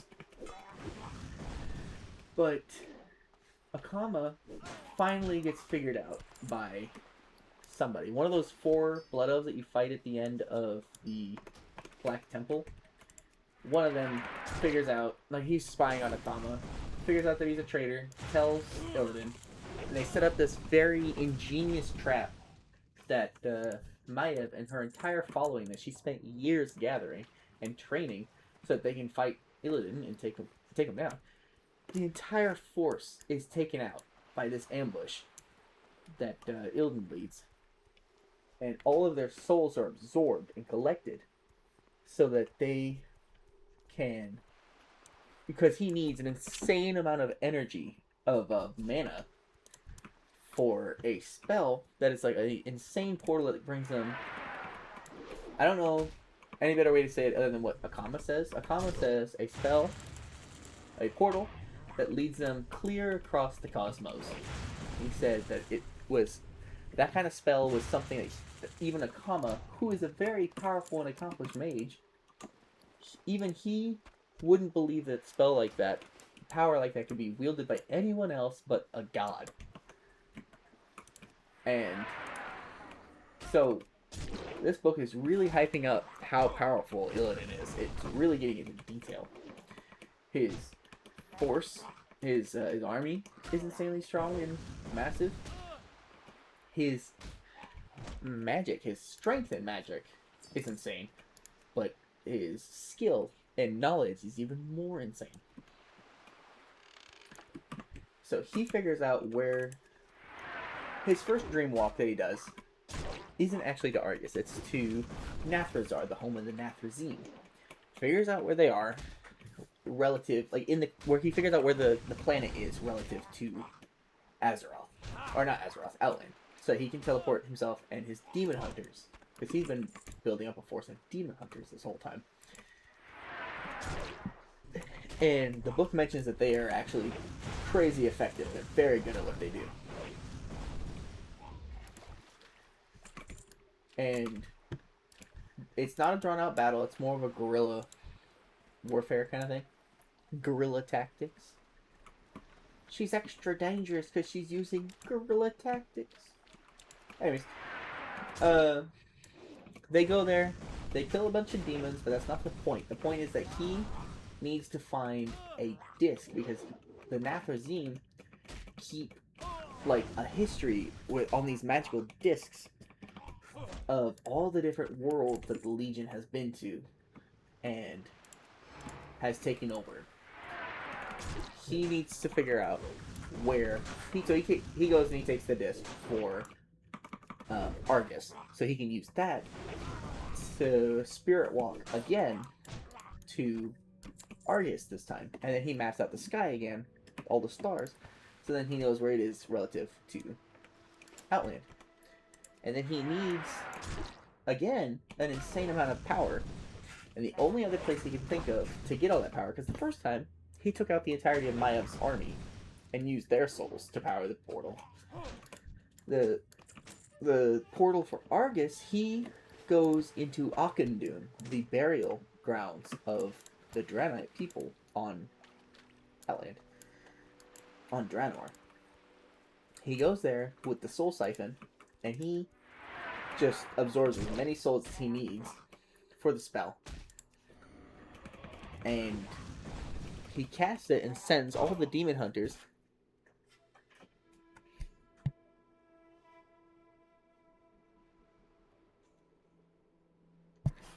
he sends all the demon hunters to Argus. But when he's in Auchindoun and he's fighting, what am I here for? Oh, it wants me to get these Murlocs. Okay. He gets into a fight with necromancers, and the necromancers do some stuff that like messes with his soul, and he severely underestimated whatever force was existing in Auchindoun. So, not only does he lose the entirety of all of the Fel Orcs that he brought with him, he didn't want to bring his demon hunters because he didn't want to risk them because he knew that he was going to bring them to Argus, and that's what he really wanted them to do, was to go to Argus. And they were too essential to his plan to bring to Auchindoun, so he just brings a company of Fel Orcs. The Fel Orcs get slaughtered in there. They do not stand a chance. And when he finally gets all the souls that he needs for the spell, the necromancers had weakened him so much that during the last confrontation, where we fight Illidan in the Black Temple, he is nowhere near as powerful as he should be. He's not at full strength. He's weakened from his fight against the necromancers in Auchindoun, and he just finished casting the spell that sent the demon hunters to Argus. And we know from, the information that the book gives us, we know that that spell must have been insanely draining on him. So he's way underprepared. He's nowhere near, I wouldn't even say he's half as powerful. He's not even at half his full strength when we fight him. Which is crazy. Obviously that wasn't true back during Burning Crusade, but it's the lore now. So it turns out Illidan's way stronger than we thought, and we probably wouldn't have stood a chance against him if he was at full power. But he underestimated his opponent, his enemies, and that led to his downfall. Maiev, during their confrontation, she had been in prison for months already, because when he slaughtered her forces and used their souls to send himself and the demon hunters to Nafrazar, he took her prisoner. He didn't kill her. It was a terrible time to use Demoralizing Out. He didn't kill her. He just had her in prison, and he never tortures her. He planned on it, but he just never got around to it because he was always busy doing other things. Because the Legion, his war against the Legion, always came first. The only reason he was able to defeat her, and the only reason he found the time to do it is because he fit it into his plans. He needed souls, so he's like, alright, so she's making an army to fight me. I might as well use this to my advantage. And get revenge on her. So the reason he's able to defeat her and get revenge is because he was able to fit it into his plans for defeating the Legion. He didn't go out of his way to take revenge on her. He just somehow fit it in there. He was just like, yeah, I can two birds, one stone this. But that's how focused he is on taking out the Legion. And even as the book continues, he even admits to himself that he became so focused on fighting the Legion that he had neglected his the military aspects of trying to maintain control over Outland. So it's because he was so distracted with other things that he deemed way more important, which eventually he was proven right.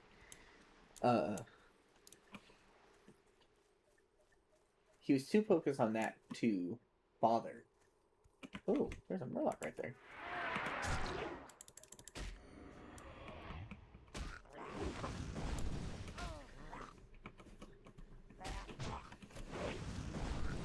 To bother being the leader that he needs to be if he wants to continue to control Outland. So that's why he loses it. That's why we were able to break in. Be seeing you. Can I help you? Off and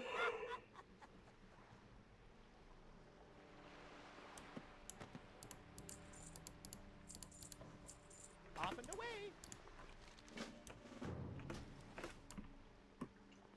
Huh. Fascinating. So, Maiev had been gathering her strength all these months, because she's also a spellcaster. She's not like a mage like he is, she's a priest of a loom. A priestess of a loom. And when she became a warden, she integrated her training as a priestess of a loom. So she's essentially the same as what Tyrande is, but she has slightly different training. Military-wise. Because even Tyrande has military training, but she's more of a archer.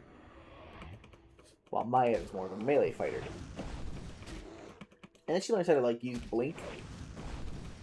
Which is pretty cool. But it's crazy. She had been gathering her magical might for months. Just storing it up. So during... her confidence is very boosted because of it.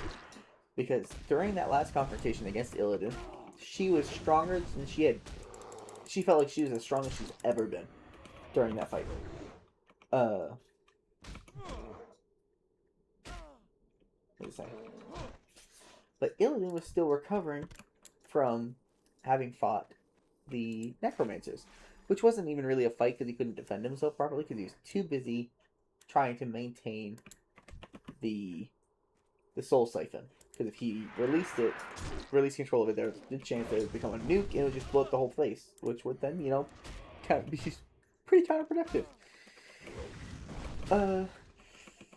So he's weak. He's way weaker than he should have been during that last fight, and she's way stronger than she's ever been. And she just barely defeats him, in my opinion.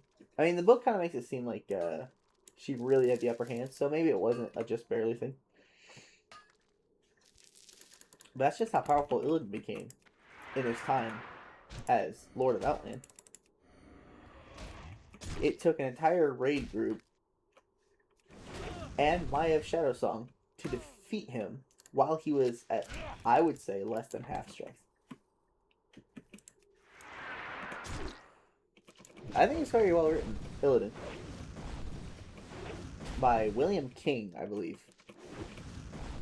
And the narrator has he narrates very well. He doesn't do, like, when he reads parts for the women, like, he speaks this a little bit differently, but he doesn't do, like, women voices.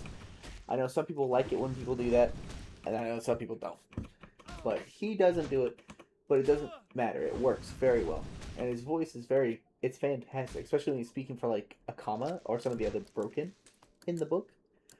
He sounds raspy and, like, old and weakened. He sounds like how I would imagine the Broken would sound. And he does a very fantastic job as the narrator, and the book is very well written. I wish that it had less to do with Vandel, one of the side protagonists. I wish it didn't focus as much on the Demon Hunters and focus more on Illidan and Maiev. I wanted more information of what they were doing. I'm tired.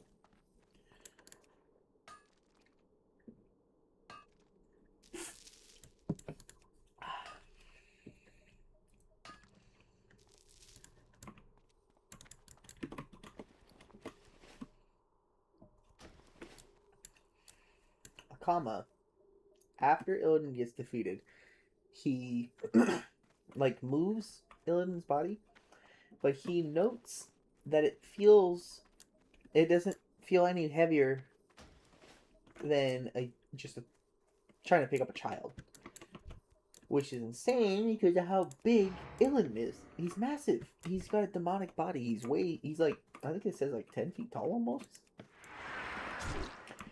And he's muscular, and he's got those massive wings. He would be super heavy.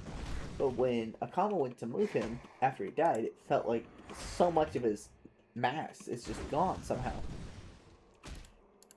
And that's because his spirit left his body. And I think it's because he's a demon. So his soul went to the Twisting Nether. So, like, That's why demons keep coming back, is because you defeat their physical form, they just get sent back to the nether. And they get put back together. And then they come back. So it's not a big deal then. I think that's why Illidan didn't weigh as much, but it also could have been because he met, like, the Naru of Naru. Like, he doesn't just meet he, she, they, them in the book, in Legion during the quest line. He already met them before, and they gave him a blessing. So, like, Velen has that thing floating in front of his head, that little symbol that some of the Lightforged Jedi have. He has one too, but it's invisible. And he, like, right as he's dying, he sees it flash right in front of his face for a brief second. And then it mentions how his body weighs, like, no more than a child's body. So I think that might also have something to do with the fact that might have something to do with that.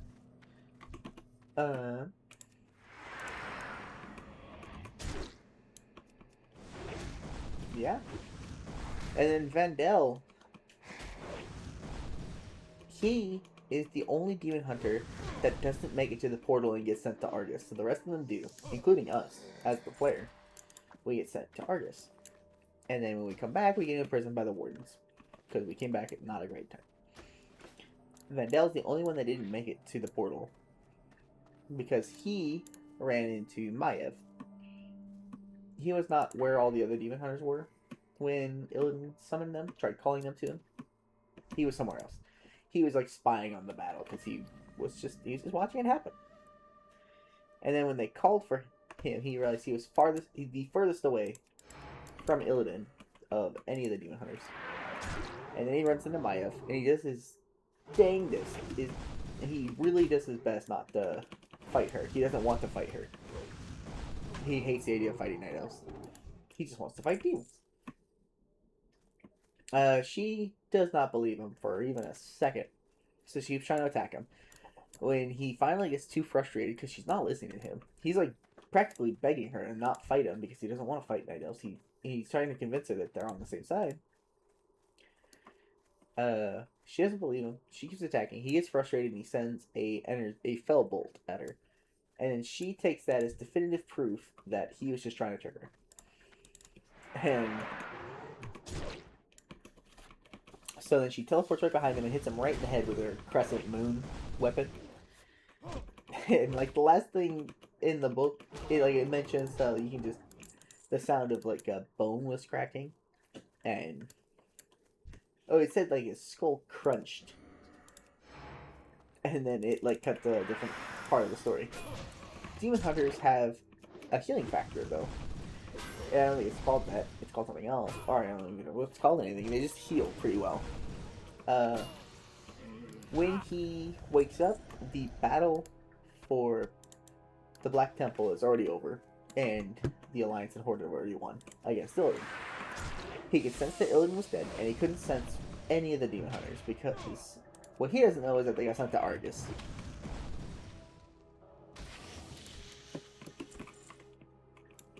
Yeah, he doesn't know that they got sent to Argus.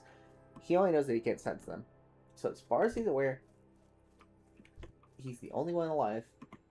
And he's like, yeah, there's no point in me being alive still if Illidan's not here. Because Illidan, I was following him because he's going to help me get revenge for my family.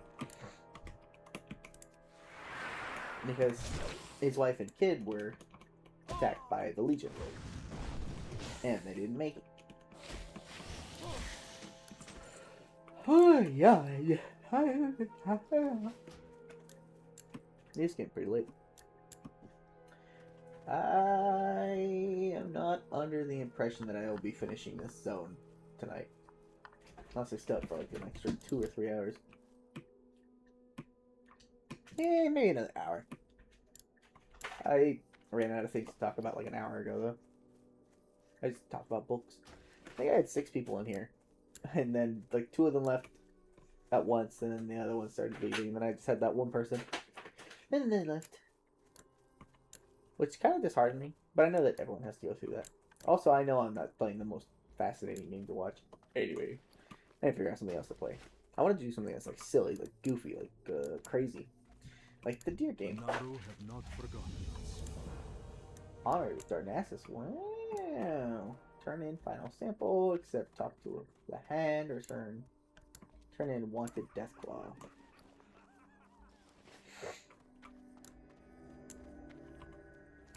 Arcanon Poros.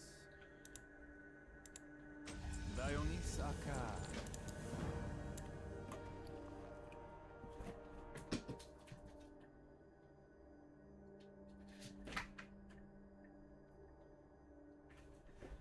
I don't think it matters. I can just sell the shield.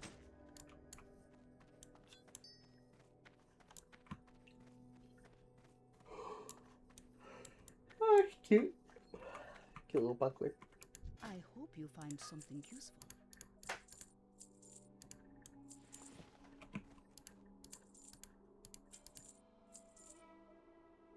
Oh, I already sold it. Oh well. Favor the road traveled by. A few more of these for the road.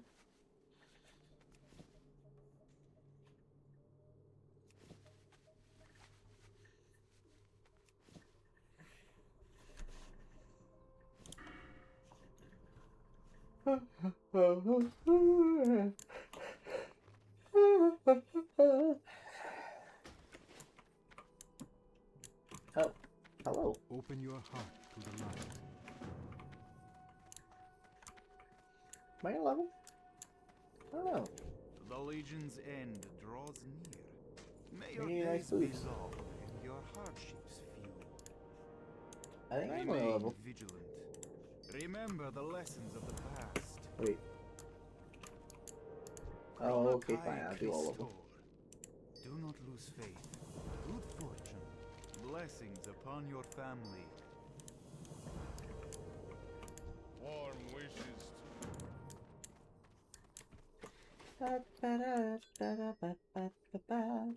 May the light embrace you. Hey, thanks.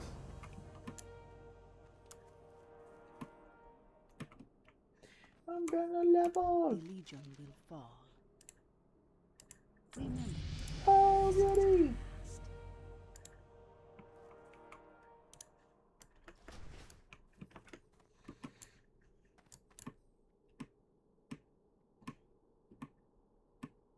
Each day is a blessing. all prices here are reasonable.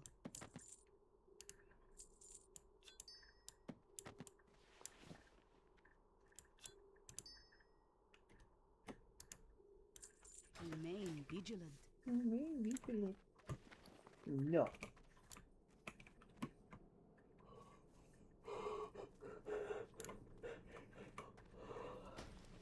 Yarn.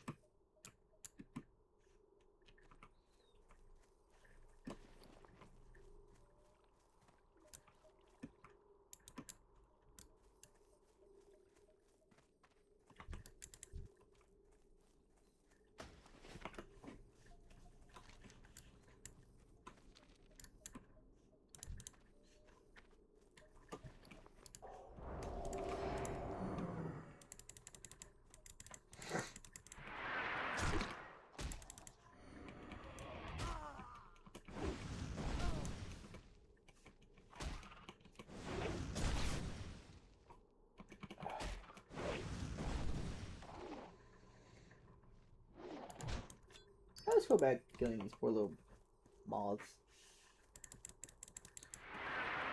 Because they're just so cute. Look at that face. How did you hate that face? Well, I guess you just gotta get close up to it, and that's how you could hate it. Should I use the Mona Lisa shout? I'm not really sure ever. Let's see how this goes.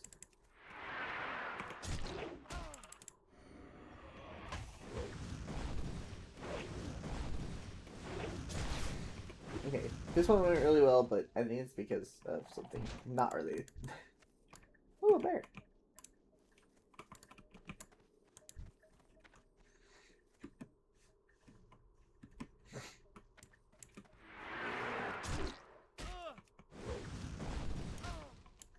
I didn't think about it.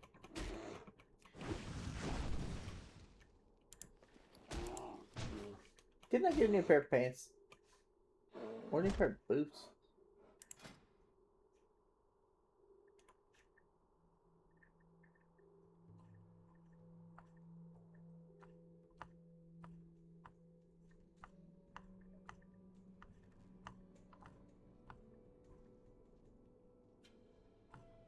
I don't know. I don't know if I put on the boots. Oh, I should probably leak that. Not gonna matter.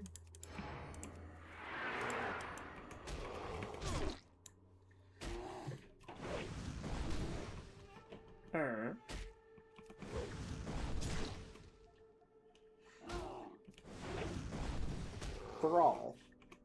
In his book, when he becomes a shaman, it's not casting spells. It's like praying to the. Oops, shit.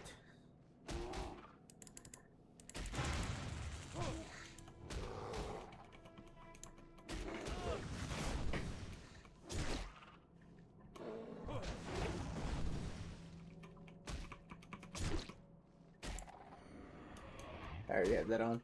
I didn't think about it. Might have to drink a potion.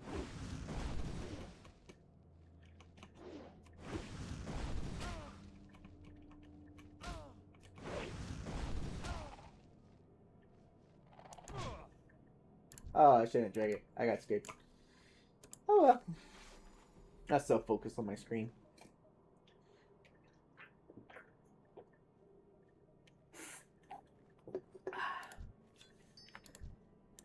And I didn't even get the thing I wanted. Welcome to my grandma's house with my family's house.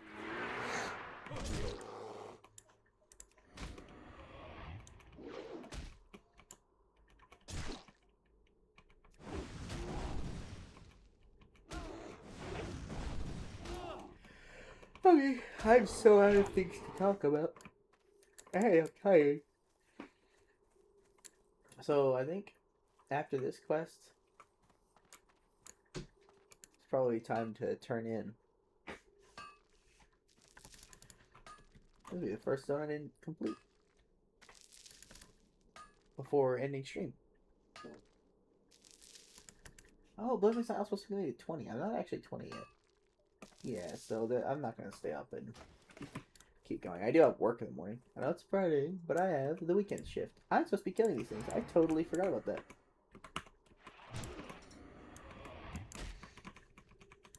I got so distracted by bears. Welcome to my family's house.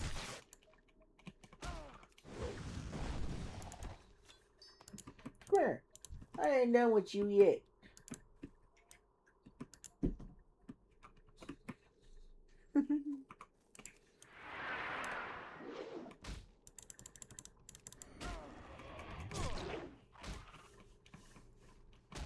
Woo.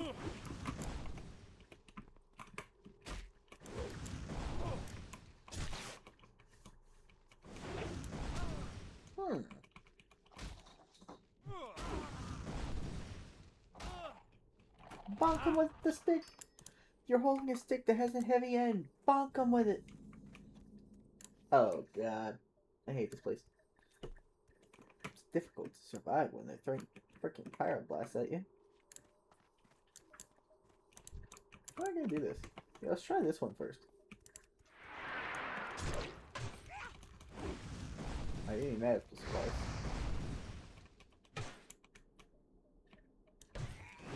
I'll say turn the quest first, which is honestly not a bad idea.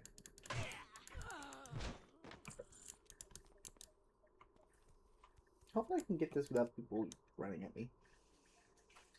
I don't know how this quest works. I've only done it once.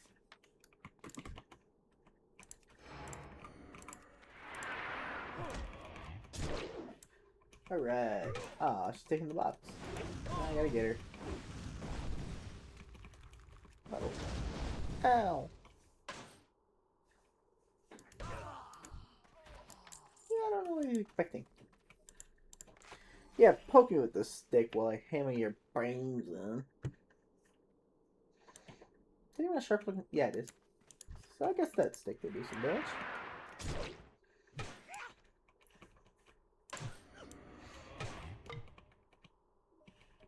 Around the balcony.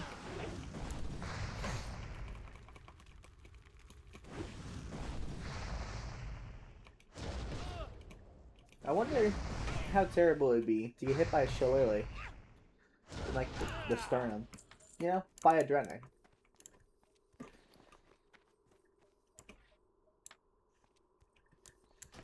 So, turn in searching for Galen.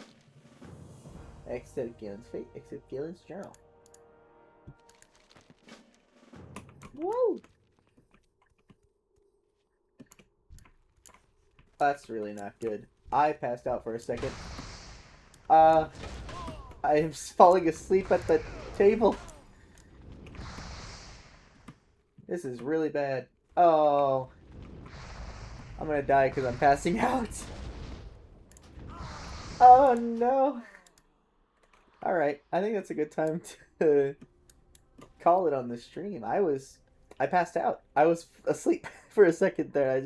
When I woke up there, I had 3 blood elves on me. Oh jeez. Oh jeez. I don't even remember what I was thinking about. Look at that. First time I died on stream, I think. I'm pretty sure this is the second time I've died on this character, but I'm pretty sure the first time happened off stream. I ended the stream because I'd already been streaming for 2 hours. All I needed to do was run off to Red Ridge Mountain, get the flight path, and then head over to Karanos. So that's what I did. Oh goodness. I cannot believe I just fell asleep right now.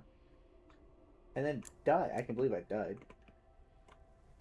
Yeah, I'm resting right here. What kind of idiot would you have to be? I don't even know what I was doing. I was just running. That was insane. Ugh. Can you get down? Thank you. Oh, and I drank my good potion too, and I still died. Ooh. Oh. Take that. For the love of God. What do you drop? You dropped something. I think I killed her twice on my hunter, and she dropped like 2 things. Hopefully I can get her. She's a pro. Oh, no, I'm screwed.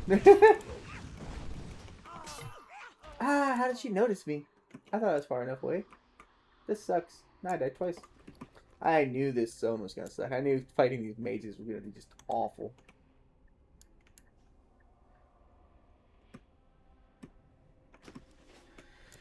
Oh, so much for that rare. Get down! That was a cat that was just in front of my face. Already blocking the screen. I asked her to get down. She jumped off. And she just did it again while I'm trying to do something.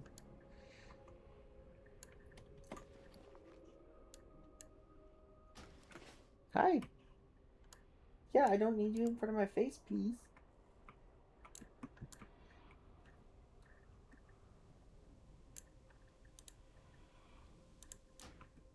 No. Oh, for the love of tarnation.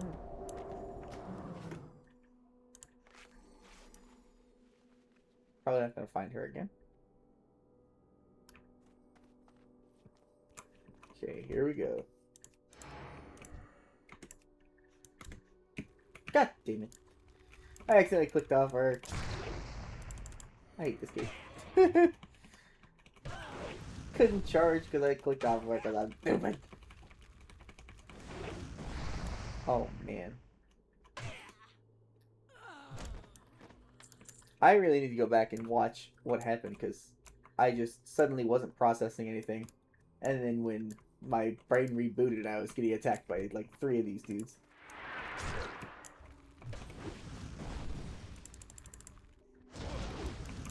Does demoralizing shout help in a fight like this?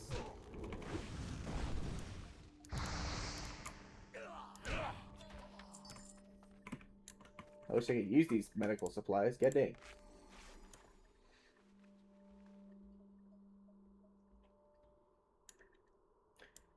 Oh man. What a terrible time to fall asleep right in the middle of fighting all these dudes.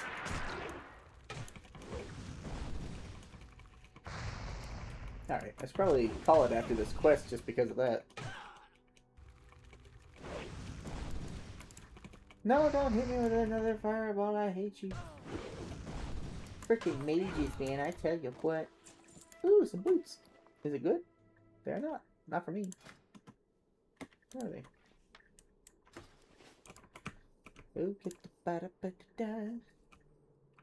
Oh, man. I really need to go back and watch that video. It's probably kind of silly just watching me run in there. I'm not sure, though. I probably got, like, super quiet and then just running in a straight line. Ah, jeez. I've never fallen asleep while playing World of Warcraft. Not that I can remember. In the middle of running, too. That's weird. Whew.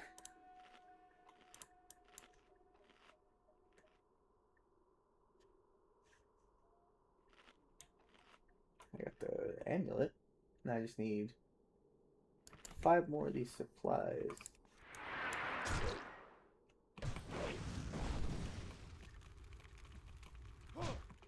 So that's how I cancel spells. I need a shield. Fascinating. Do I generate less rage against spellcasters than I would against melee? That doesn't really make sense, but...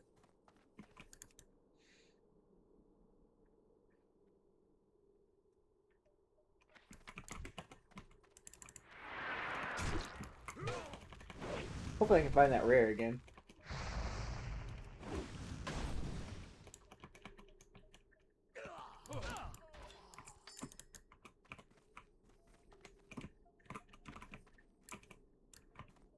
She'll be coming around the mountain when she comes, She'll be coming around the mountain when she comes, She'll be coming around the mountain, she'll be coming around the mountain. She'll be coming around the mountain when she comes. I kind of just hang out here to find that rare again. Sneaking around, I attacked her. I didn't realize I was close enough that something else would notice me. I didn't really take into account that they would kind of like walk around, you know?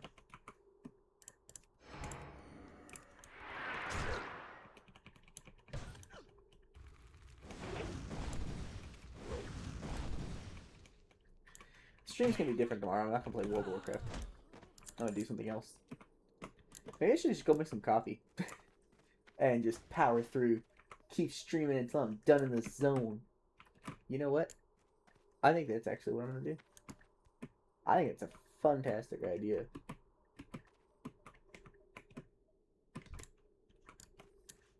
Not a good idea, but fun. I gotta reapply my buff to my weapon.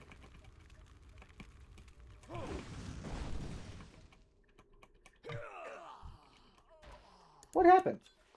That was a... I looked away for 2 seconds to see if anybody was watching the stream. Did I just hit him with like a really powerful auto attack crit? That's crazy. I look back, look like there's a triple digit number up there. It's all because of my 5% increased chance of critical strike. What is my chance of critical strike anyways? 10.69. Oh, it went down. Still, about half of that comes from that talent.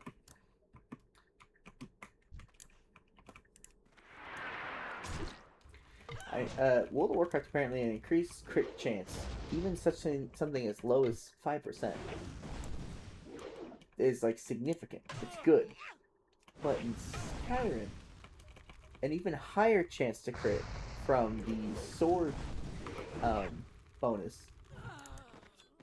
That one's apparently not good, but it's like a 30% chance, I want to say.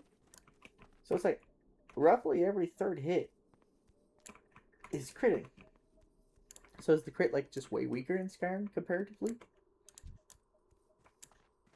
Or is it because of how often you're going to be hitting something in Skyrim as opposed to World of Warcraft?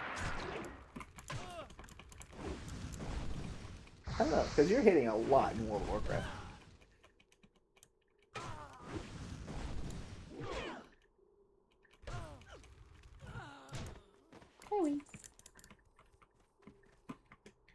I don't know how long I want to stand here waiting for this rare.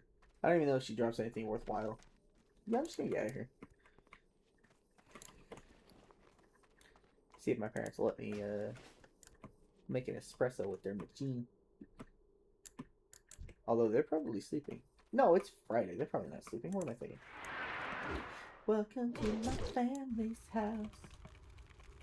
I got my family on room and tons of great food. What's your favorite juice? Diddle-diddle-doo. Ooh, a bear. I need you. I can go back to using my demoralizing shot. Woo!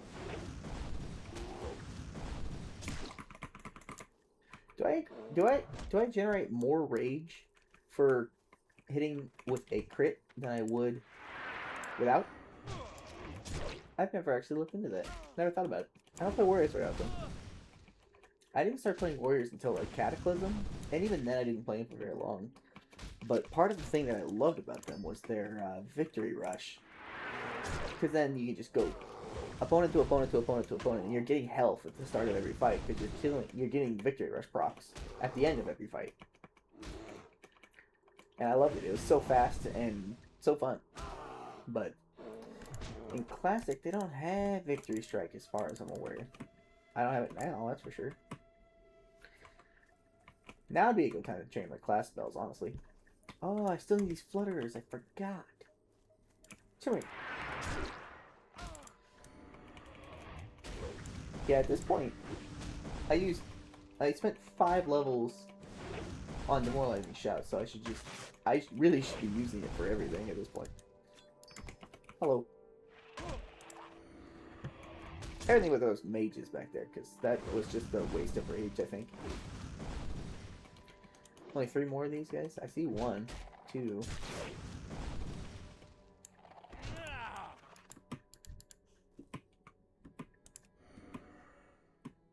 Come here.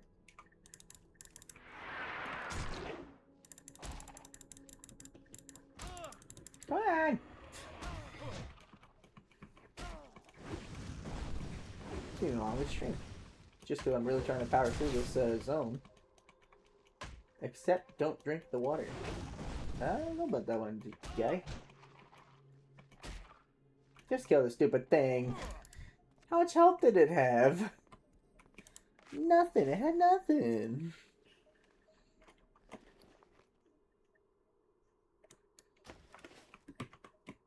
I didn't see an elder bear, I don't think. Not any more of them. Anyways. I got really lucky with these guys. Or not those guys. Yeah, those guys. I got really lucky with them. Because I think I only had to kill like 8 or 9, and then I had all 6 of the drops. But the bears I'm not having the best luck with. Which really sucks, because they're scattered around. So it's kind of a time-consuming quest, which is probably why it like expects you to do it between quests. Like, you don't go out and you focus on it. You do it while you're doing other things, which is a good idea. But my focus doesn't work quite like that. I've been doing my best to just kind of do what the guy tells me. It's like, yeah, this isn't actually part of this thing. Just do it. Do these things on your way to this thing. And it's a good idea. And I've been trying to do it, but like, whenever I see a bear, well, no, then that's just me following it. It just kind of hurts my brain to not go focus on that very first thing. I realized I was talking super nasally, which causes my voice to get higher too, so. And it's uncomfortable, so. Especially after talking for a while. But talking like this is actually more comfortable, so I'm going to try and do this. It's more comfortable. And I feel like it's closer to my actual regular speaking voice. But I built a bad head. What am I doing? I'm still falling asleep, I guess. What's this bronze tube for? Why did I buy it?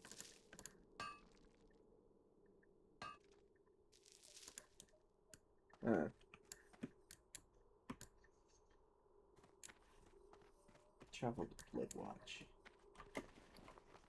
Yeah, the bronze tube. It gave me 2 separate opportunities to get it. I got it the one time, the second time. I don't know what I'm gonna do with it. I know, I'm pretty sure this is for making campfires so I can cook something, but it didn't prompt me to cook something. The only time it prompted me to cook something, there was May your a days be fire long and your hardships be already on the ground. It's always there. It's part of the scenery. It's just there. Okay, I hate these pants. I hate that you can see my calves. That's stupid. Now what am I doing? Turning more quests? I wonder if I can get to 20. Hello. May the light embrace you. Oh, thanks. 2 hands. Should I equip that? Better stat boost, but less damage. Remember the lesson. It'll tell me to put it on if it wanted me to. The Naru have not forgotten us. Turn in culling the... I'm sorry? Culling the flutters? Oh, the moths. Warm wishes to you. Neat. Be kind to those less fortunate. Segmented. I'm getting some pretty decent gear out of here. Maybe that's why they sent me here. It's because you get some decent gear. Which is good for gear-dependent classes like Warrior. It's a long walk. Do you wish to buy? Trade? Yeah, something like that.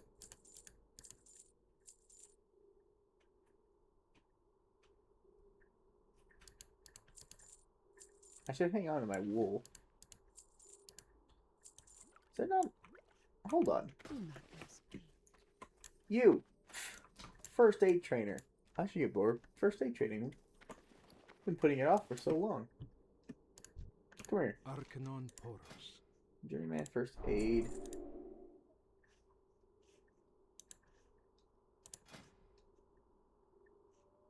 Are you serious?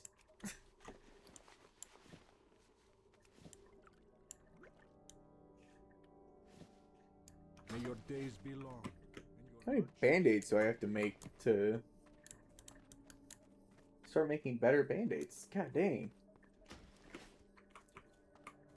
I imagine a wool band-aid would actually kind of suck. I'm not sure what band-aids are made of these days, but I feel like it'd be so itchy, you know? Irritating. Like me.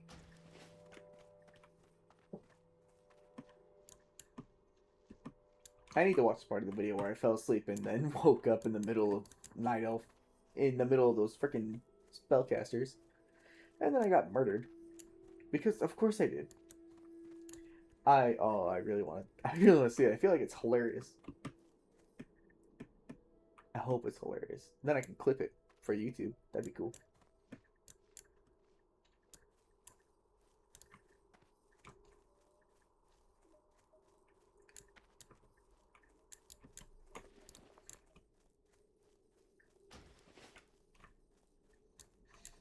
I haven't been talking very much this past like hour and a half. I was talking a lot at first, and I was getting super excited because I saw like 6 people watching, but then there's like a mass exodus. They all left, and it just kind of lost the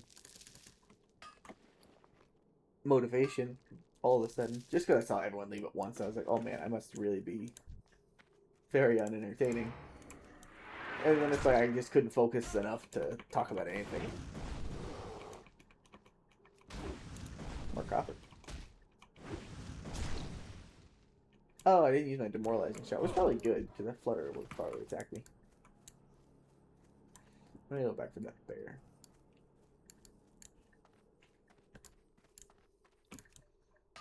Oh, another bear. I'm not getting good RNG on them.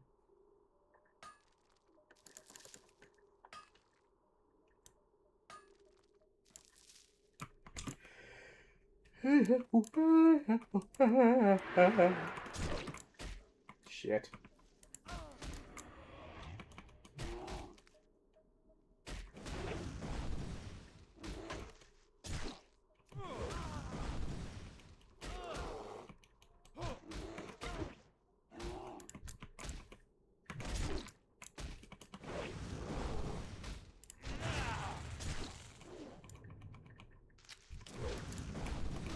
I genuinely thought the rend and the thunderclap were going to be enough for the bear. But obviously I miscalculated.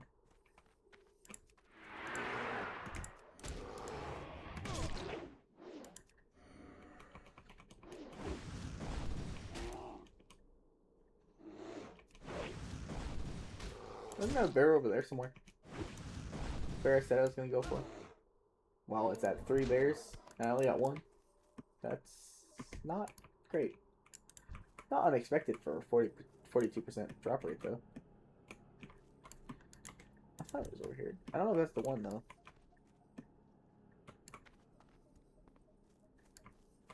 I think this is the one. Not that it matters. I'll just get both. What the heck? So many. A gnome?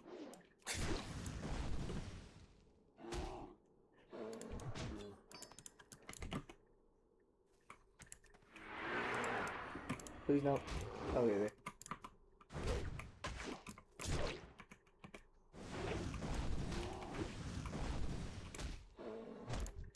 Nice.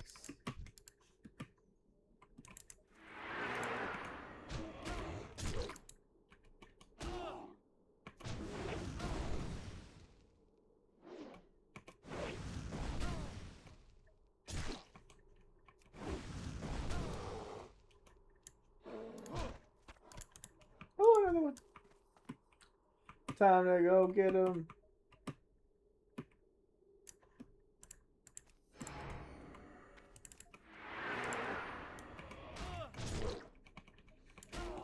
Yeah, I really gotta start abusing my demoralizing shout. Causes all enemies within 10 units to be dazed, reducing movement speed by 50%. That can be useful.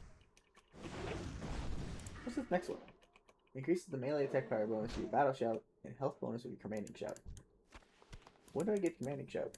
Is that a low 18 ability? I don't want to fight here. Just because they hit really hard, you know? I'll fight her. That's because she's so close to where I need to go.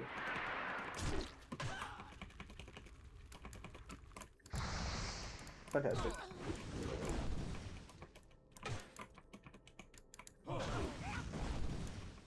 Another vein.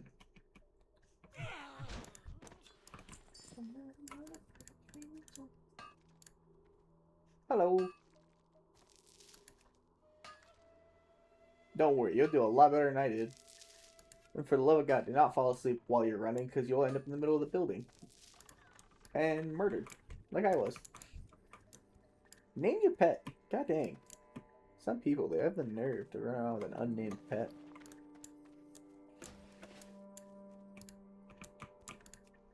Kind of cruelty right there. It's like calling your son boy all the time, you know? Offspring. Joe Dirt.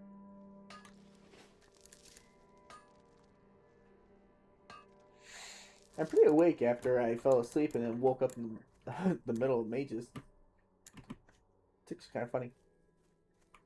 The fact that I'm just awake now, so I died for nothing.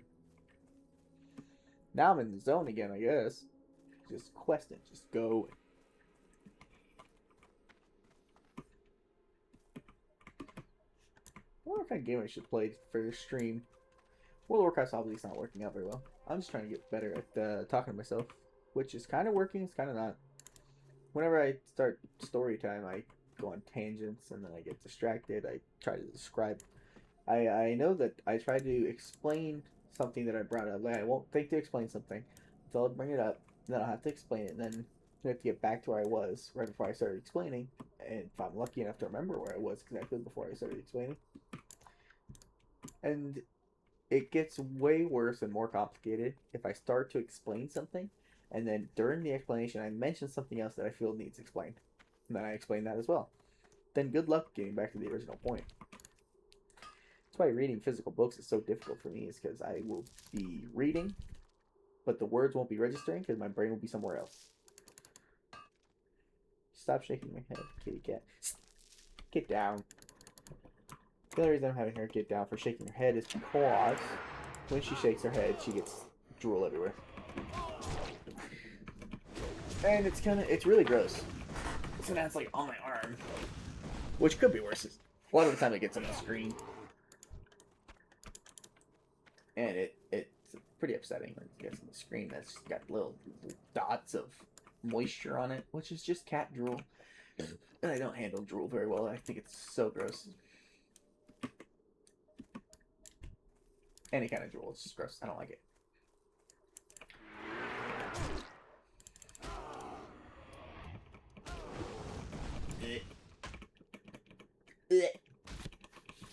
Drool's so gross, man. Kid drooled at me at the Christmas party we had. Not this last year, but the year before that. And I was like, nope. No more playing with children. I hate drool.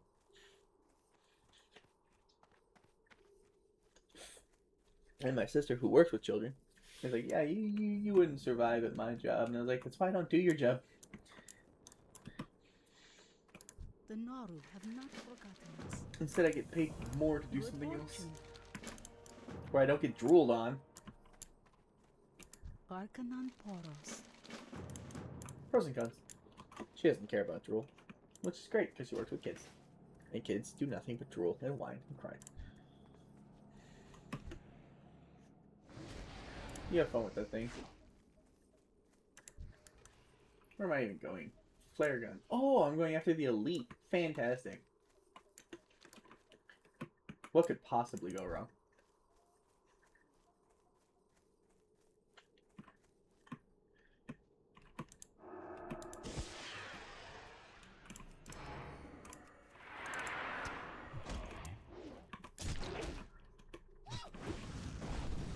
Don't focus on me, bro. Focus on her. She's way better. She's way cooler. Oh, wow. That was you. Return to Kuros. Kill void critters. That should be more fun on my warrior than it was on my hunter. Because the hunter, you had to, like, keep shooting. And you kept having, like, wait a second while your character pulled back that frickin' arrow. At least on the first hunter, the hunter I did it with, it was a Draenei with a crossbow, so she kept like cocking it like it was a shotgun. And I don't know why, but I find that funny. Ooh, I don't know if this is the fight that I want. Yeah, I don't know if demoralizing shot's gonna be very helpful. Yeah, I kind of feel like it's not. I do hit pretty hard sometimes, don't I? Oh, I wish it was better. Edge bastards. That'd have been so cool. But no. I forgot that I just came to the conclusion that demoralizing shot's not super useful for this.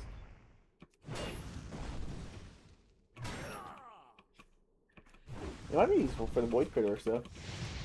It doesn't do very much damage, but if there's a lot of them, then that stacks really fast. Why did I do that? I didn't do that. Why did I charge? What am I doing? Am I falling asleep again?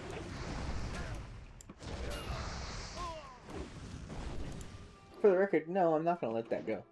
It still baffles me that I fell asleep and then walked right into the middle of 5 dudes who can throw fireballs.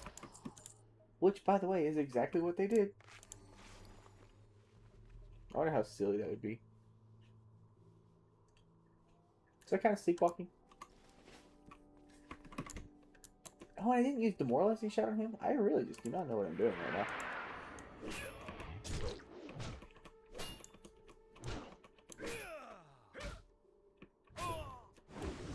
Was it a big curse? I don't remember him getting that big.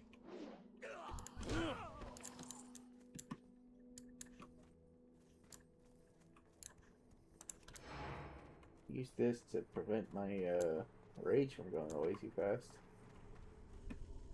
Alright, void critters, let's go. Void anomaly. That's the wrong button.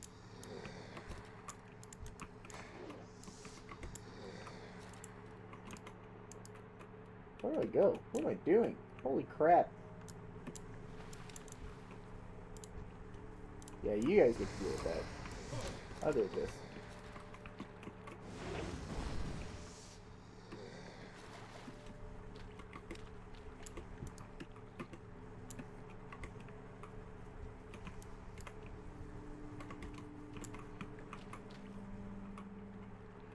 I was wrong. This is not more fun.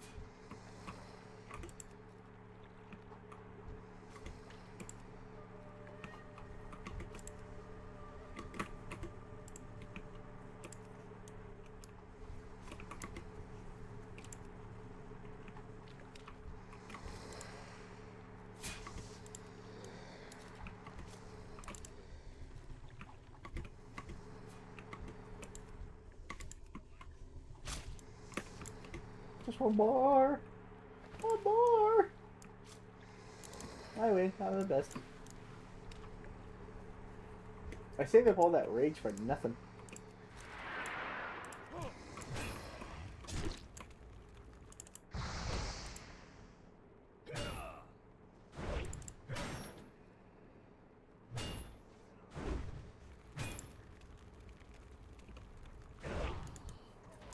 What a waste. What a waste. Let's get him too.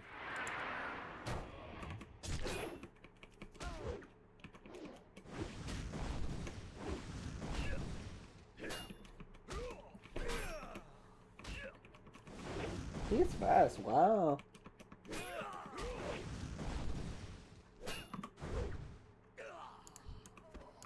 Alright. Neat. Mutated Tangler, Enraged Ravager. Okay. Kill quests. Just turn my brain off and kill. Nice. Piercing Howl. This could be very useful for escaping dangerous situations.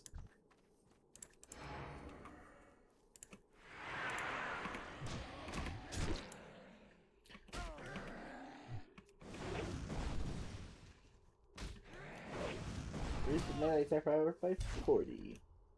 Very useful.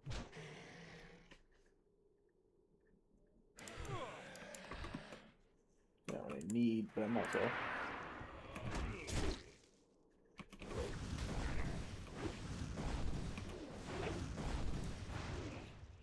Da da ba ba ba da ba. Nice.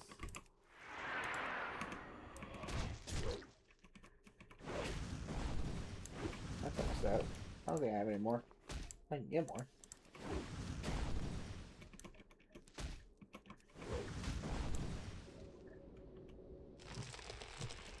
Okay, now what? Nothing? Guys, yep. Less than 400 for the artwork. Thank you. Goodness. These things seem so hard. So difficult. So unnecessary.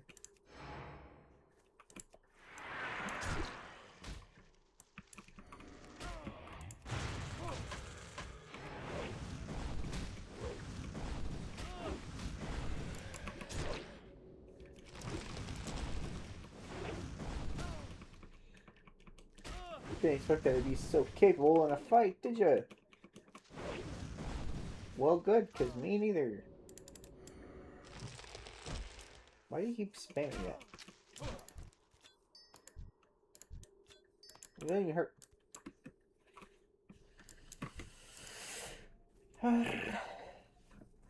Let's go.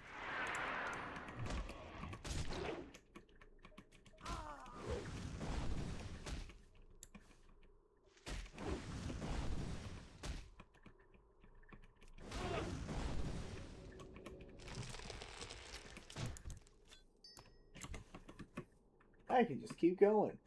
I can do this all day.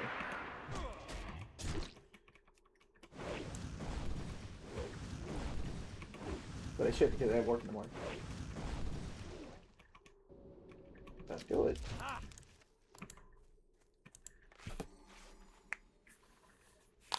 Oh! All my fingers pop like 3 times pop. 3 times. What? Man, this English business. Why do I still do it when I'm so bad at it?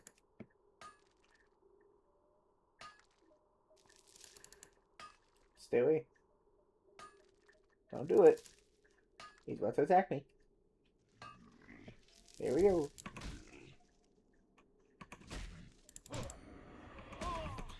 Oh well. What can you do? Oh, you got? I can do that too. See? Oh, it took a long time. Oh shit. Ow, hiccup.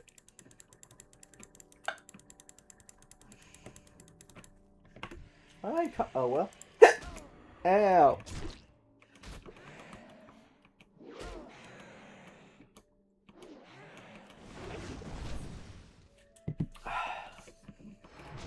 Root beer this time. Sugar free.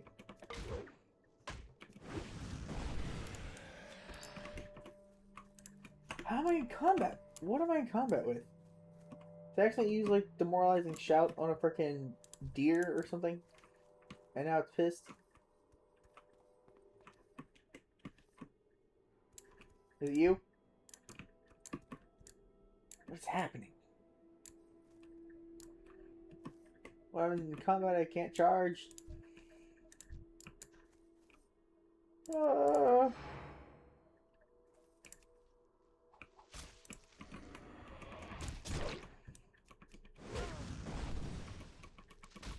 what am I in combat with? I mean, not currently, leave me alone. Wow, this thing hits hard.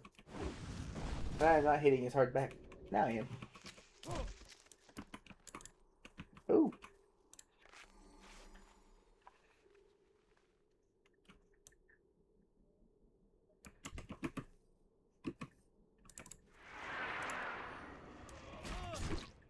Nice.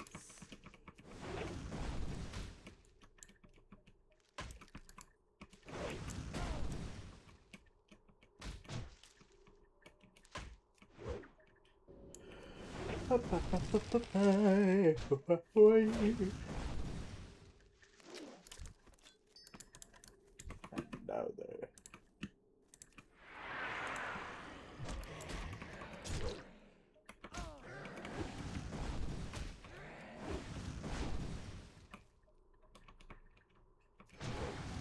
What are bug-looking creatures? I wonder what these things are exactly. Come on, just kill the thing. Come on. Come on! Why did my character refuse to hit that thing? I think my last frog, I guess. Put this up there as a placeholder. Oh man, it is too bad this sword's not as good as what I got. Woo!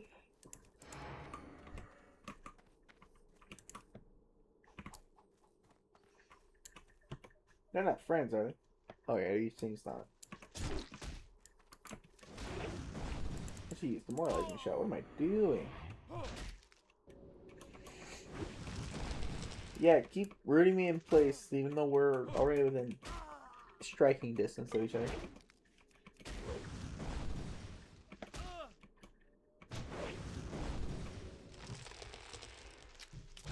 Ooh, just questing, just having a good time, bro.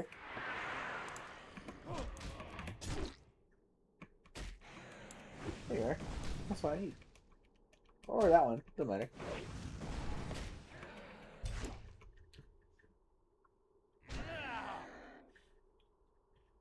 Yeah. I don't know. I don't think I'm gonna be able to finish this zone tonight. I'll just have to finish it tomorrow. It'll be fine. I don't think anyone's gonna care. I'm gonna care that this thing's gonna pop up on me.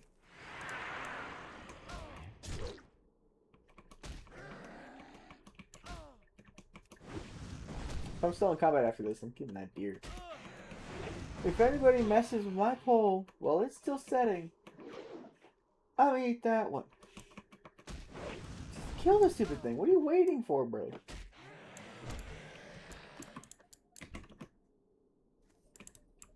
Oh, okay.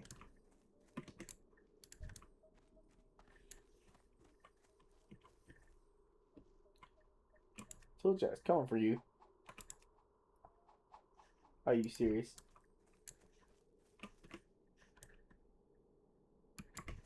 This team is so dumb.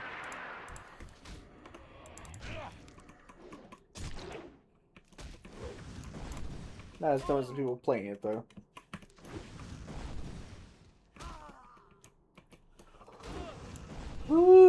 goodness. No more of those. Now I just need the bugs. The Ravagers. I only need 4 more. Wow, I'm already past halfway with these guys.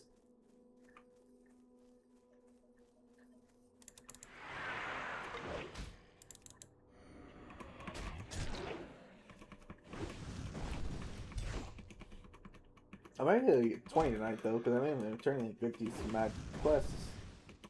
That'd be cool.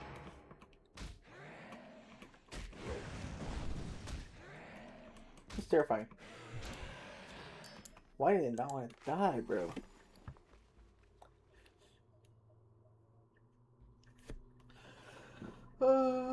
Do this. Do this. Wow. I really need to relax and just go to bed. I work in the morning. Hey, they avoid overtime at my job. They don't like giving people overtime because they have to fit it into the budget. And we're pretty tight on the budget as it is. Oh, I haven't been using my demoralizing shot. God dang. Is that why I've been getting my butt kicked by these Ravagers? Are they able to take it off somehow? I can't even heal. Do I have food? I don't have any food. Wow, I can just sit here. Look pretty. You can try mining, I guess. Is that tin? It's copper. I don't have copper. I just don't want to fight the stupid Tangling if I don't have to. Please don't get any closer. You're getting closer. I am. Oh. You don't even know what I was talking to.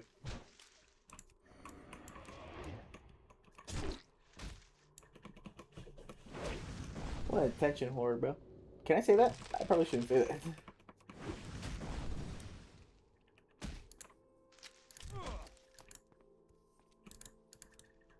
I need to read the terms and conditions.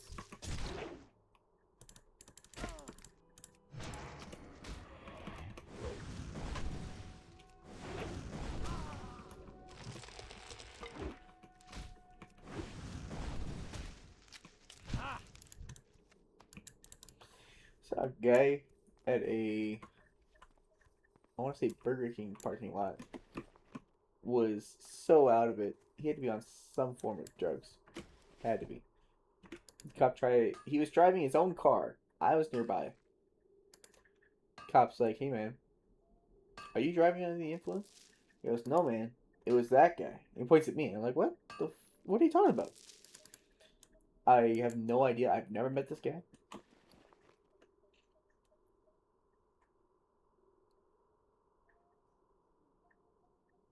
What are you talking about? I'm falling asleep again. Nonsense is happening. God damn it.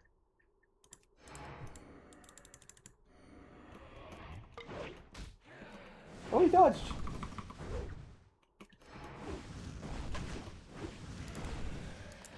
I gotta sit up properly in my chair, though.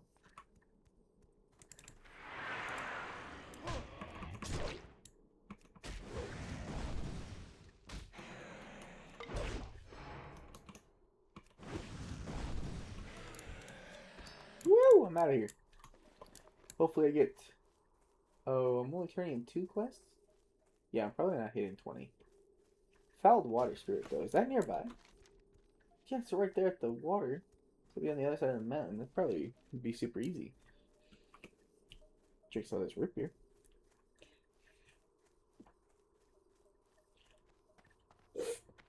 Ah, delicious.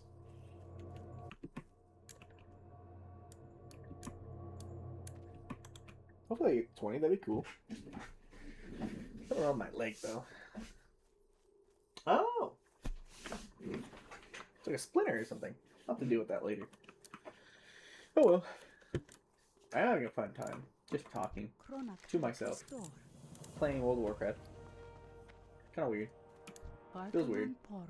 Feels kinda productive. The Legion will fall. Oh, hello! Yeah, they're right there. It'll be fine. Does demoralizing shout work on these guys? It works on them. I don't know what that means though. Whoa, is it melee attack power? Yeah, reduces melee attack power. Perfect.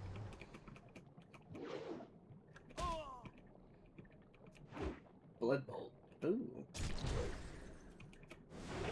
Melee attack power means nothing. Damage taken from blood bolt is increased by 20. Does that stack? Excuse me. Oops.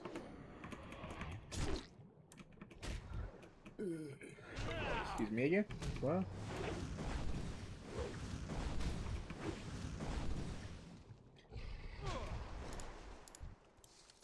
Woo! You good? No. Yes? Let's see. Protective field gloves. 20% better. Is that what that says? That's what that says, right? I'm just gonna keep these on. I don't know if it really matters. I don't need to reply that yet.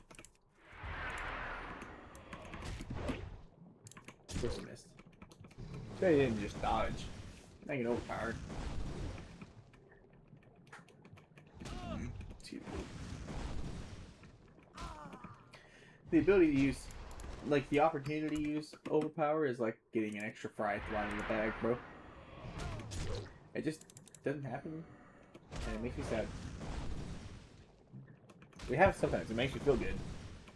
I'm just sitting here waiting for it to happen. Shizzle fits. Oh, well. That's actually fine timing.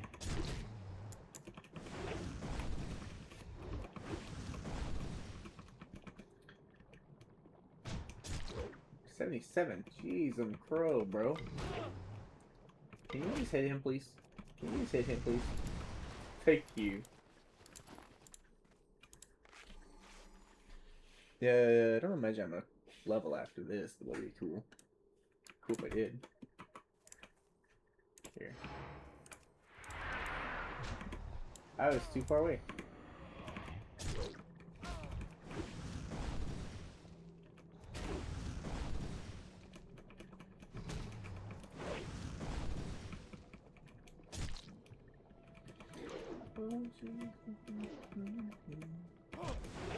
Come on, just hit him.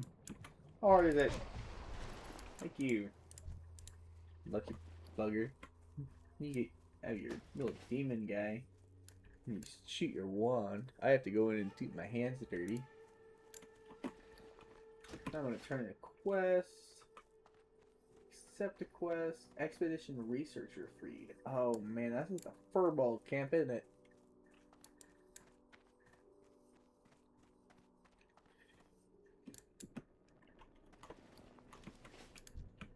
Good fortune. Ah, ding-a-ling. I leveled. Oh, good. Okay, gives you a 5% melee damage bonus for 12 seconds up to a maximum of 12 swings after being victim of a critical strike. Oh, shoot. Oh, wow. Alright, I'm gonna go use the restroom and see if I can't get myself an espresso. Alright, we'll be right back.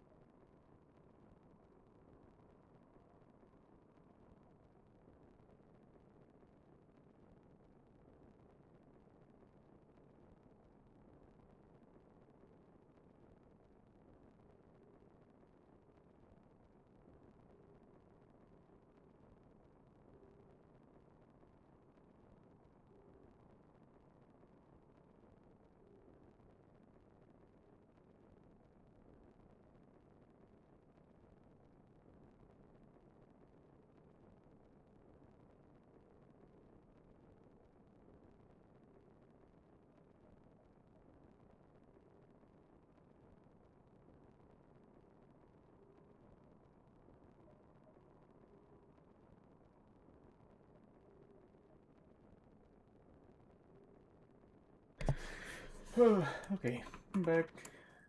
I was able to use the restroom just fine. No issues. Goody goody. I couldn't make an espresso machine because it's not my machine. It's my parents' machine. And I don't know how to use it. And they seem to have retired for the evening.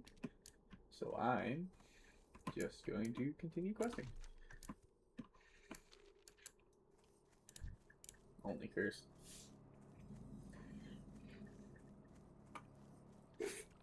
I'm just gonna power through. Oh, good lord. I forgot about this quest.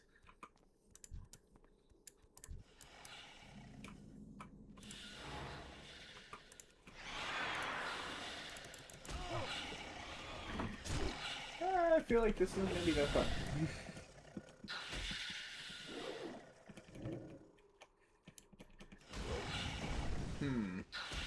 Hello. That sucks.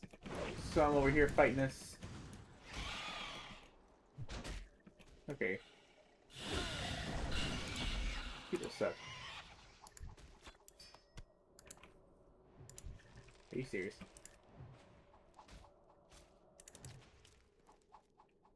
I don't want to get close to it. Yeah. Yeah, it's gonna be difficult. I have to go accept the quest anyways.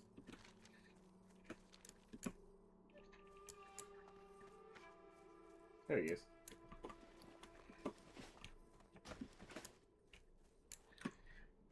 Gimme. Blessings upon you.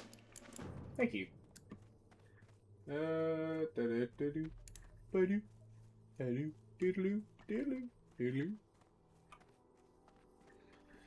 Cool. Now I get to fight my way up this mountain, trying to do the quest while other people are here. Try not to die.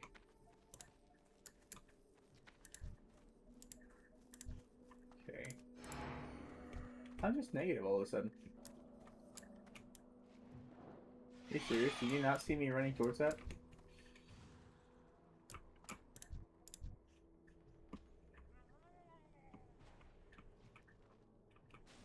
Wow.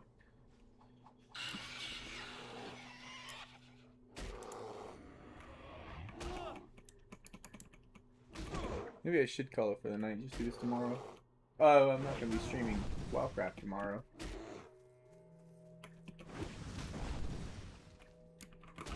Get him. Thank you.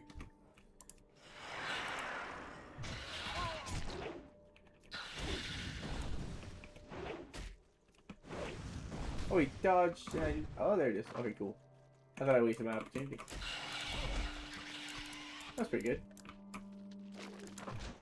My only issue with saving these peaks is, I being melee.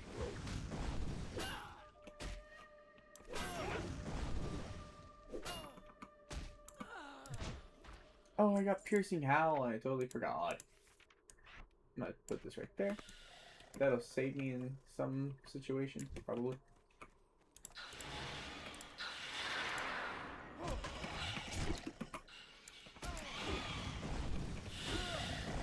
Here we go. Yeah. Okay, I'm just gonna start throwing knives.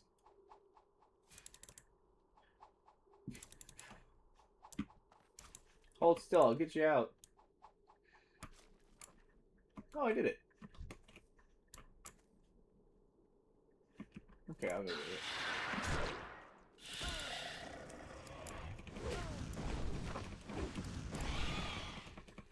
This isn't so bad. I'm just cranky.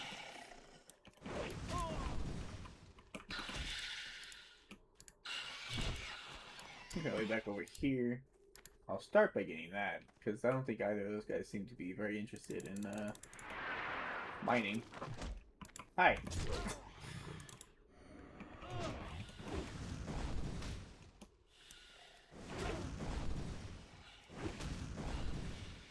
Oh, man.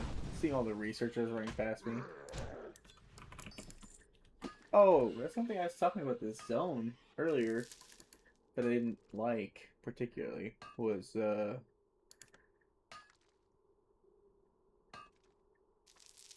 that you get cloaks from everything. Here we are.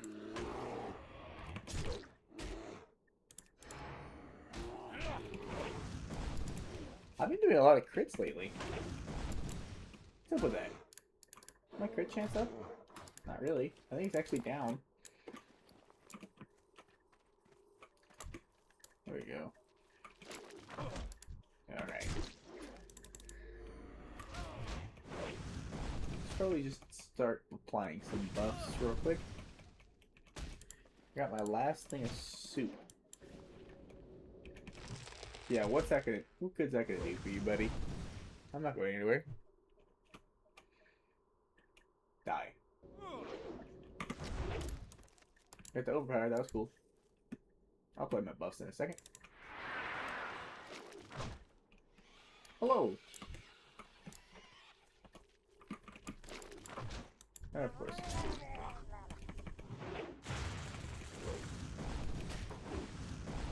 Hey! Get away from the door! I always have a cat trying to rip their way through the door. It becomes a real problem because they're actually ruining the door. And that sucks. A lot of times though, I'm not here for it, so there's nothing I can do. Even when I am here for it, I either spray them, and if I don't have a bottle, I swat them under the tuchus. But that doesn't get me very far. They don't really seem to care. Ooh, okay. Oh, followed by a crit. Screw you, I'm the best. Alright, those guys seem to have given up on the web. And they got rid of all these spiders. So, maybe I should just try and open all these up as fast as I can. And follow them up the mountain. Yes.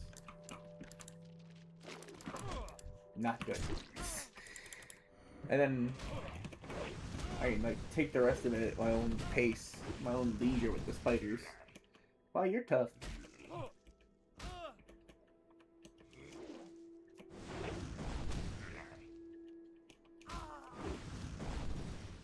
How full do I have? 3.5.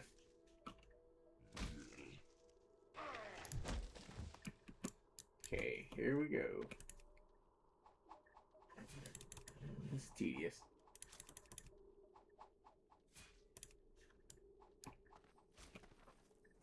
Oh, good. This one's not going to be, I don't think.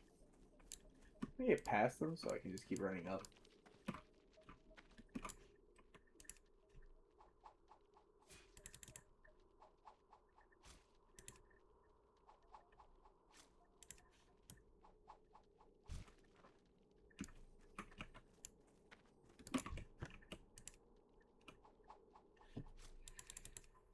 Not the most fun I've had, but it could be worse. Yeah, I didn't think so. Making my way up the mountain. She'll be coming around the mountain when she comes, when she comes. She'll be coming around the mountain when she comes.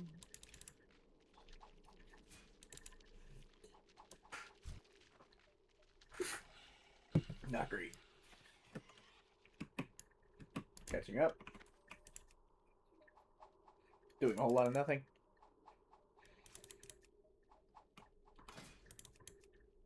And I'm increasing my tries.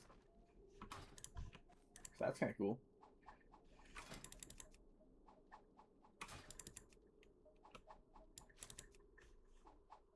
Researcher, Frizzle Frack.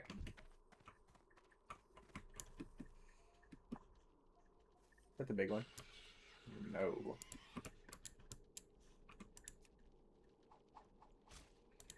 Oh, my brother logged off. I guess it's getting too late. So much for that sleep schedule, though. Not a researcher. Can't help but notice. Okay. I'm gonna eat this soup. Get the buff. Reapply my weapon buff. Researcher. Cool. Eat the soup.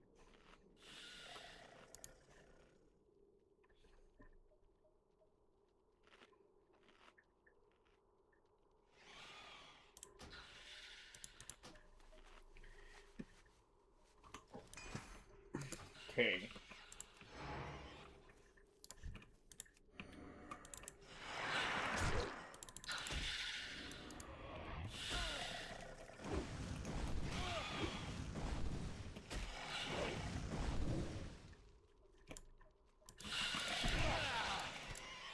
I hit pretty hard lately.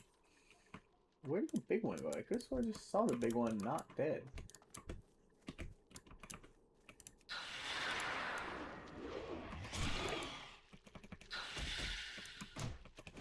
Not gonna be in combat because these stupid things.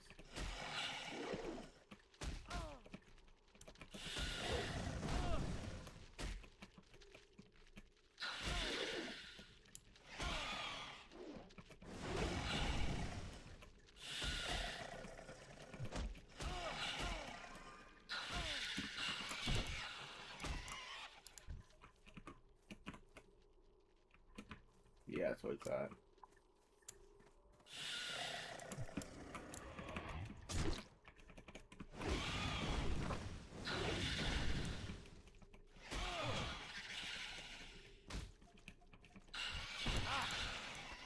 Woo!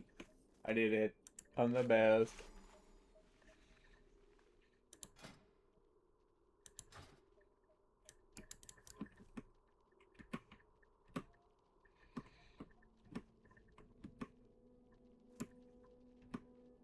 I just need the big one. Well, I need more than just the big one, but...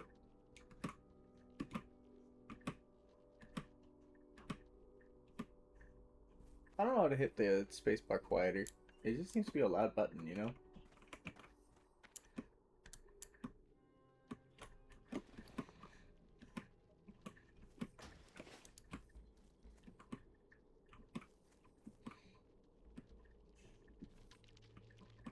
Am I crazy? I thought Azeroth was up when I first got here, and I don't remember seeing another player. I wonder if I loaded into a different zone. I know that was kind of a thing during Classic, but I've never seen it. Not to my knowledge, it could just be super subtle.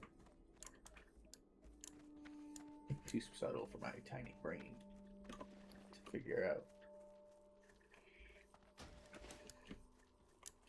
Well, I guess I might as well do something.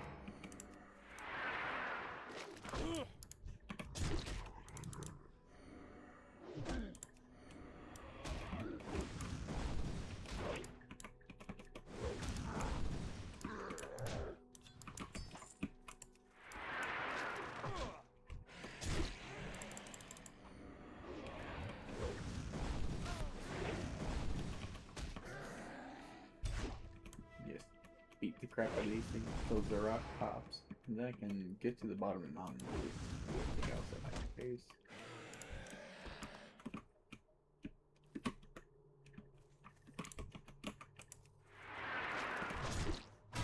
I thought.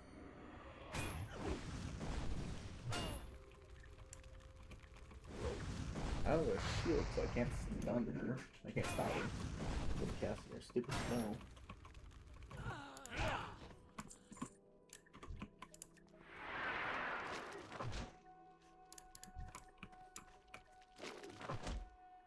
That doesn't matter.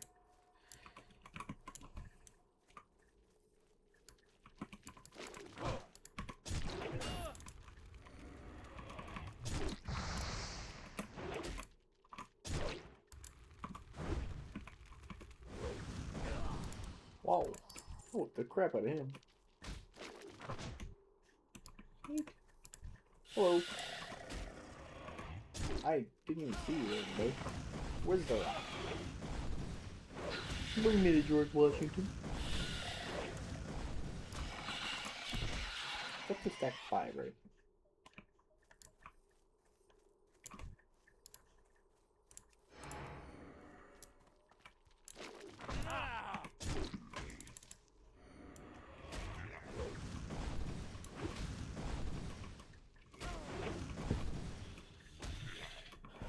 Oh joy, this is so much fun. At least we get XP. Kind of. Did it just die? I didn't do anything to it.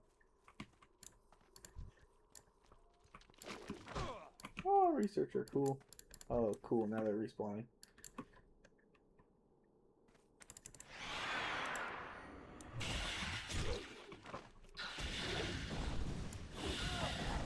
They dodged. Come on, Oakar. Woo! Yeah. That's pretty good living right there.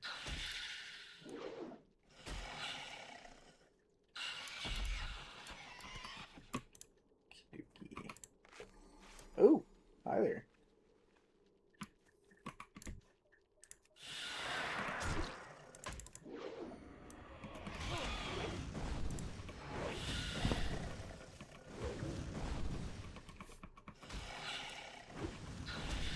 Where's the rock? Zarek. Oh. I wonder if that's what I thought. What I thought was Zarek when I was down here. Weird.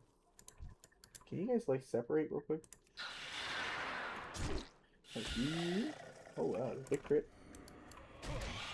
No more attack power for you. Yes, please, thank you. Spinner.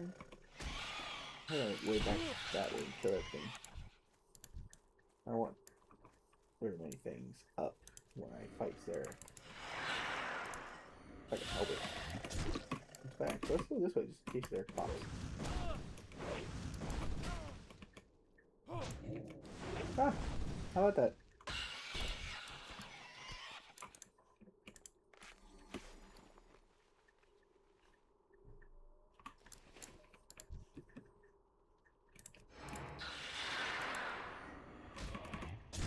Oh, he dodged. Wow.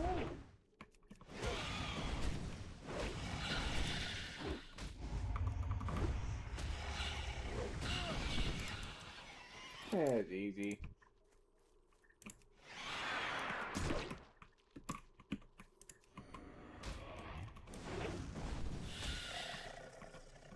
Ah, food. Not a while ago. That worries me. Oh, a band-aid. Okay, I should probably go down. Oh, hi. Ah, I didn't realize it's poisoned. I'll just make one of these.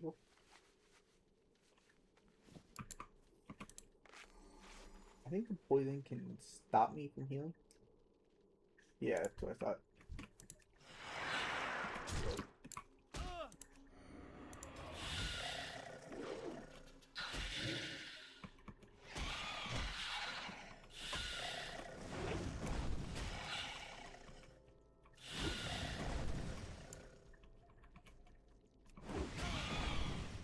This is interesting.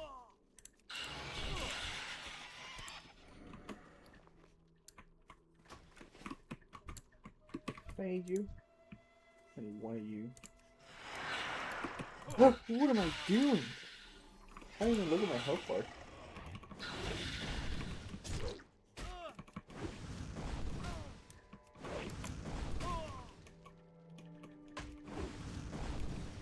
I'm so tired. I'm just in the motion, bro. Just existing. Just vibing. I got nothing but milk. And I'm in combat. It's not great. Oh yeah, band-aids. It's right here. Where are they all? It's right there.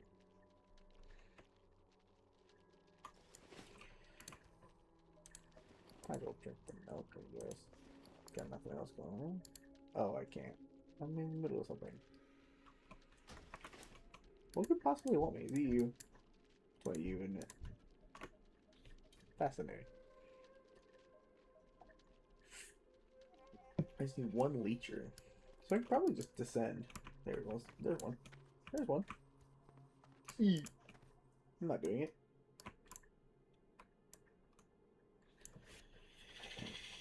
I gotta wait till I'm out of combat. They're gonna heal properly.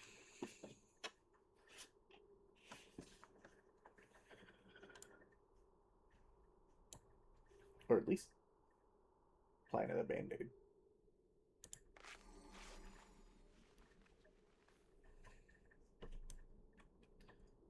Alright, let me at him. Oh, I forgot.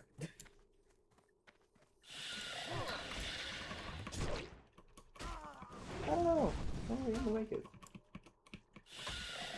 That was rather ambitious, wasn't it?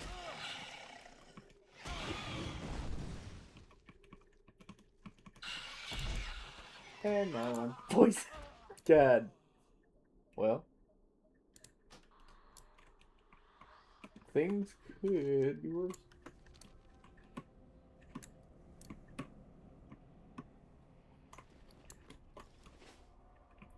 I forgot they can poison me. As soon as I saw that I was poisoned, I was like, I think I'm screwed. Alright, died 3 times during this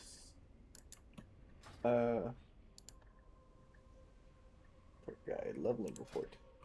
I died once at this level.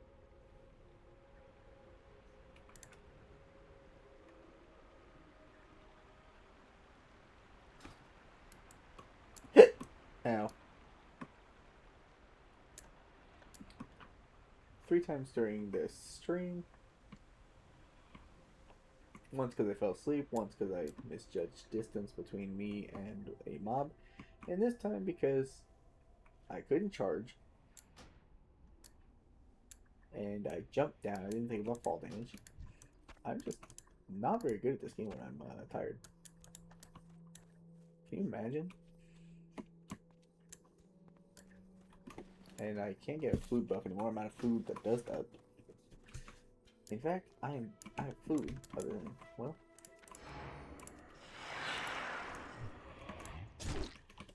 might as well start the fight so I have a better advantage.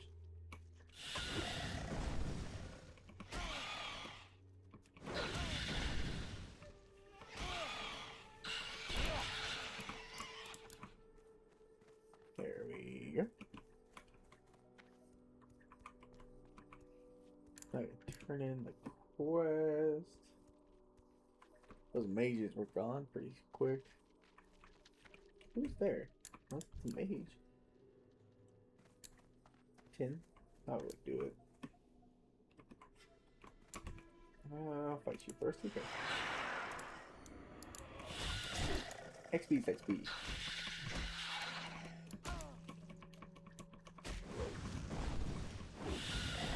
Let's fill the flask with water. I'm not sure what it is. Oh, I missed it. Over. Dang. Missed it overpower.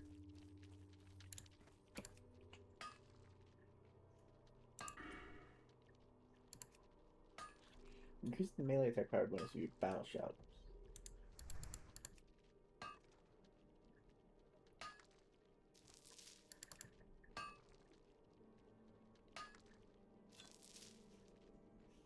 Wow.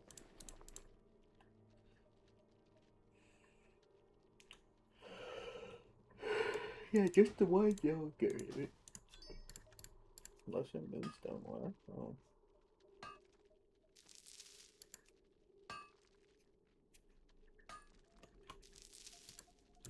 Neat. Over the river and through the woods to Groundness House we rode. Hello. The legion's end draws near. Be kind to those less fortunate. I don't care about this earth route. Give me Blessings this stupid upon cloak. Is it any good? It's actually pretty good. What does it look like? Is it good? It looks okay. I think I'll turn on my cloak. There. Yeah. Let's go get some water.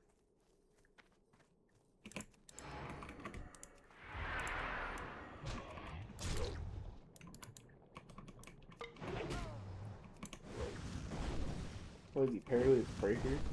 I think that actually be a bad idea, because what if it's the bracer that's holding me together?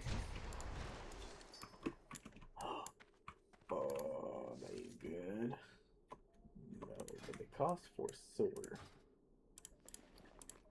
as opposed to 6 copper.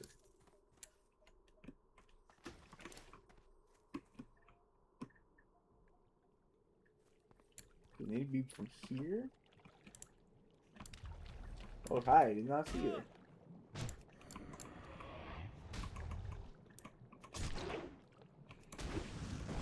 Let's get it like waterfall or something.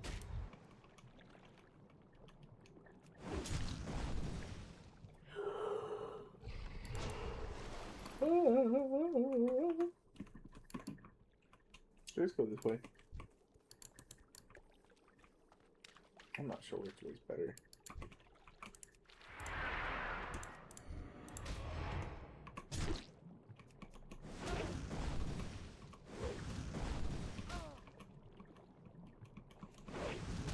Three and a half hour stream, that's kinda cool. Kinda haven't been talkative for like 2 hours though. I mean, I guess I have been. I just haven't been doing story time. Which is the same. That's just being talkative. I feel like that's a mistake. Don't do it. Shit.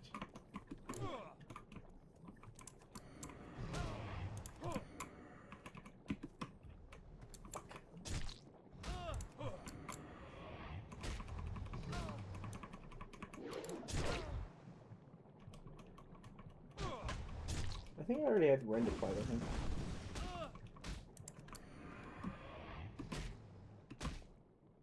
Crap. Ow. Fuck. I mean, excuse me.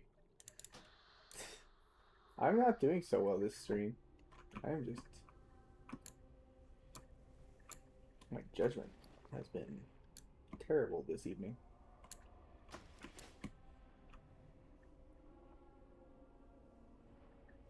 Whee! My repair bill is gonna be crazy. Hello. I am alive. Getting this stupid quest objective is gonna be so stupid.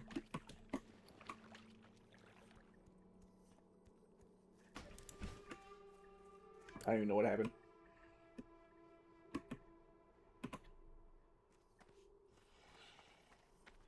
Oh, I thought something. Oh, god damn it.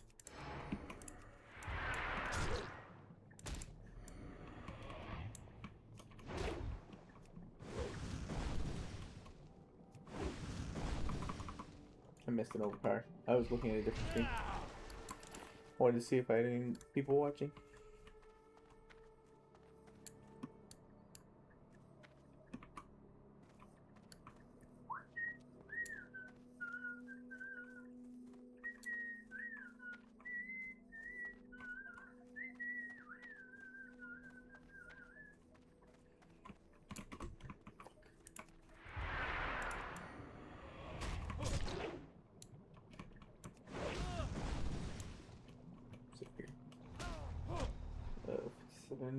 Hearts. Okay, so I'm gonna do hearts again. Hey! You son of a bitch. I mean, can I say that on purpose? I'm sorry. Piece of crap, bro. What dirtbag would do that? Someone's fighting a mob next to a ore, and you come and take that ore.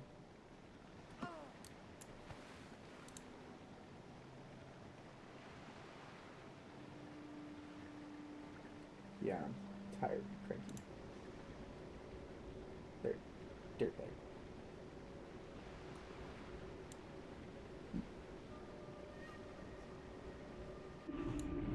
It'd be real scum to take someone's stuff like that, you know?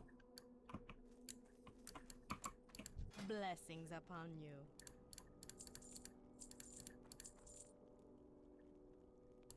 Oops.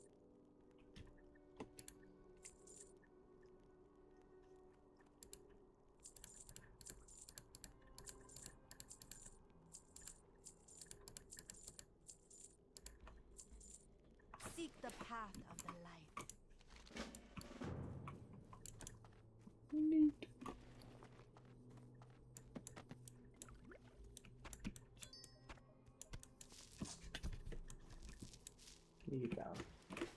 Each day is a blessing.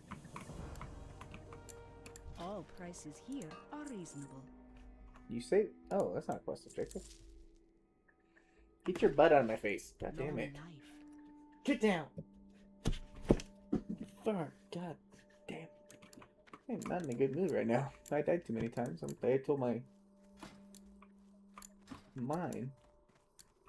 Keep getting cat butt right in the face. The Naru have not forgotten us. May the light embrace you. And there's a, well, I might cover my calves, but I still gonna look dumb. Oh well. It happens. What can you do? The Legion's end draws near. Do not lose faith. Remain vigilant. Remember the lessons of the past. Blessings upon your family. Arcanon Poros. May your days be long, your hardships few. Thanks. May the light embrace you. I'm gonna be doing anything else really. Any more fighting? I guess so. I think right now is a good time to call it for the night. I'm getting too frustrated. I shouldn't be playing anyways. If you're getting frustrated, yeah, just take a second. Take a step back. Relax. It's not good for you.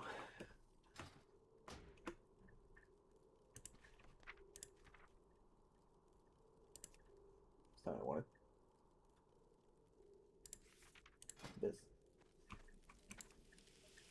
This gives me over 5, 10. It gives me over 20.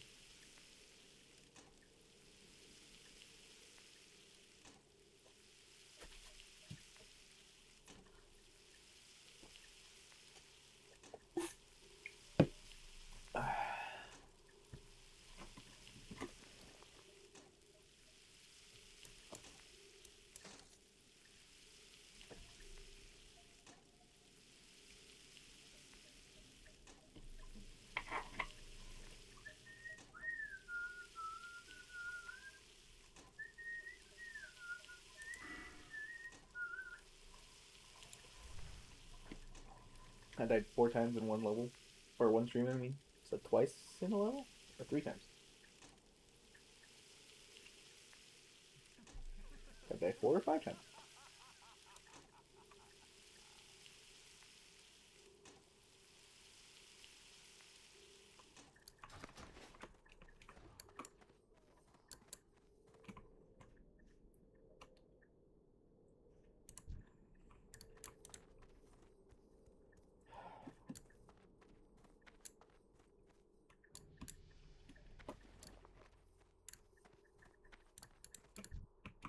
May I be of service? Remain vigilant.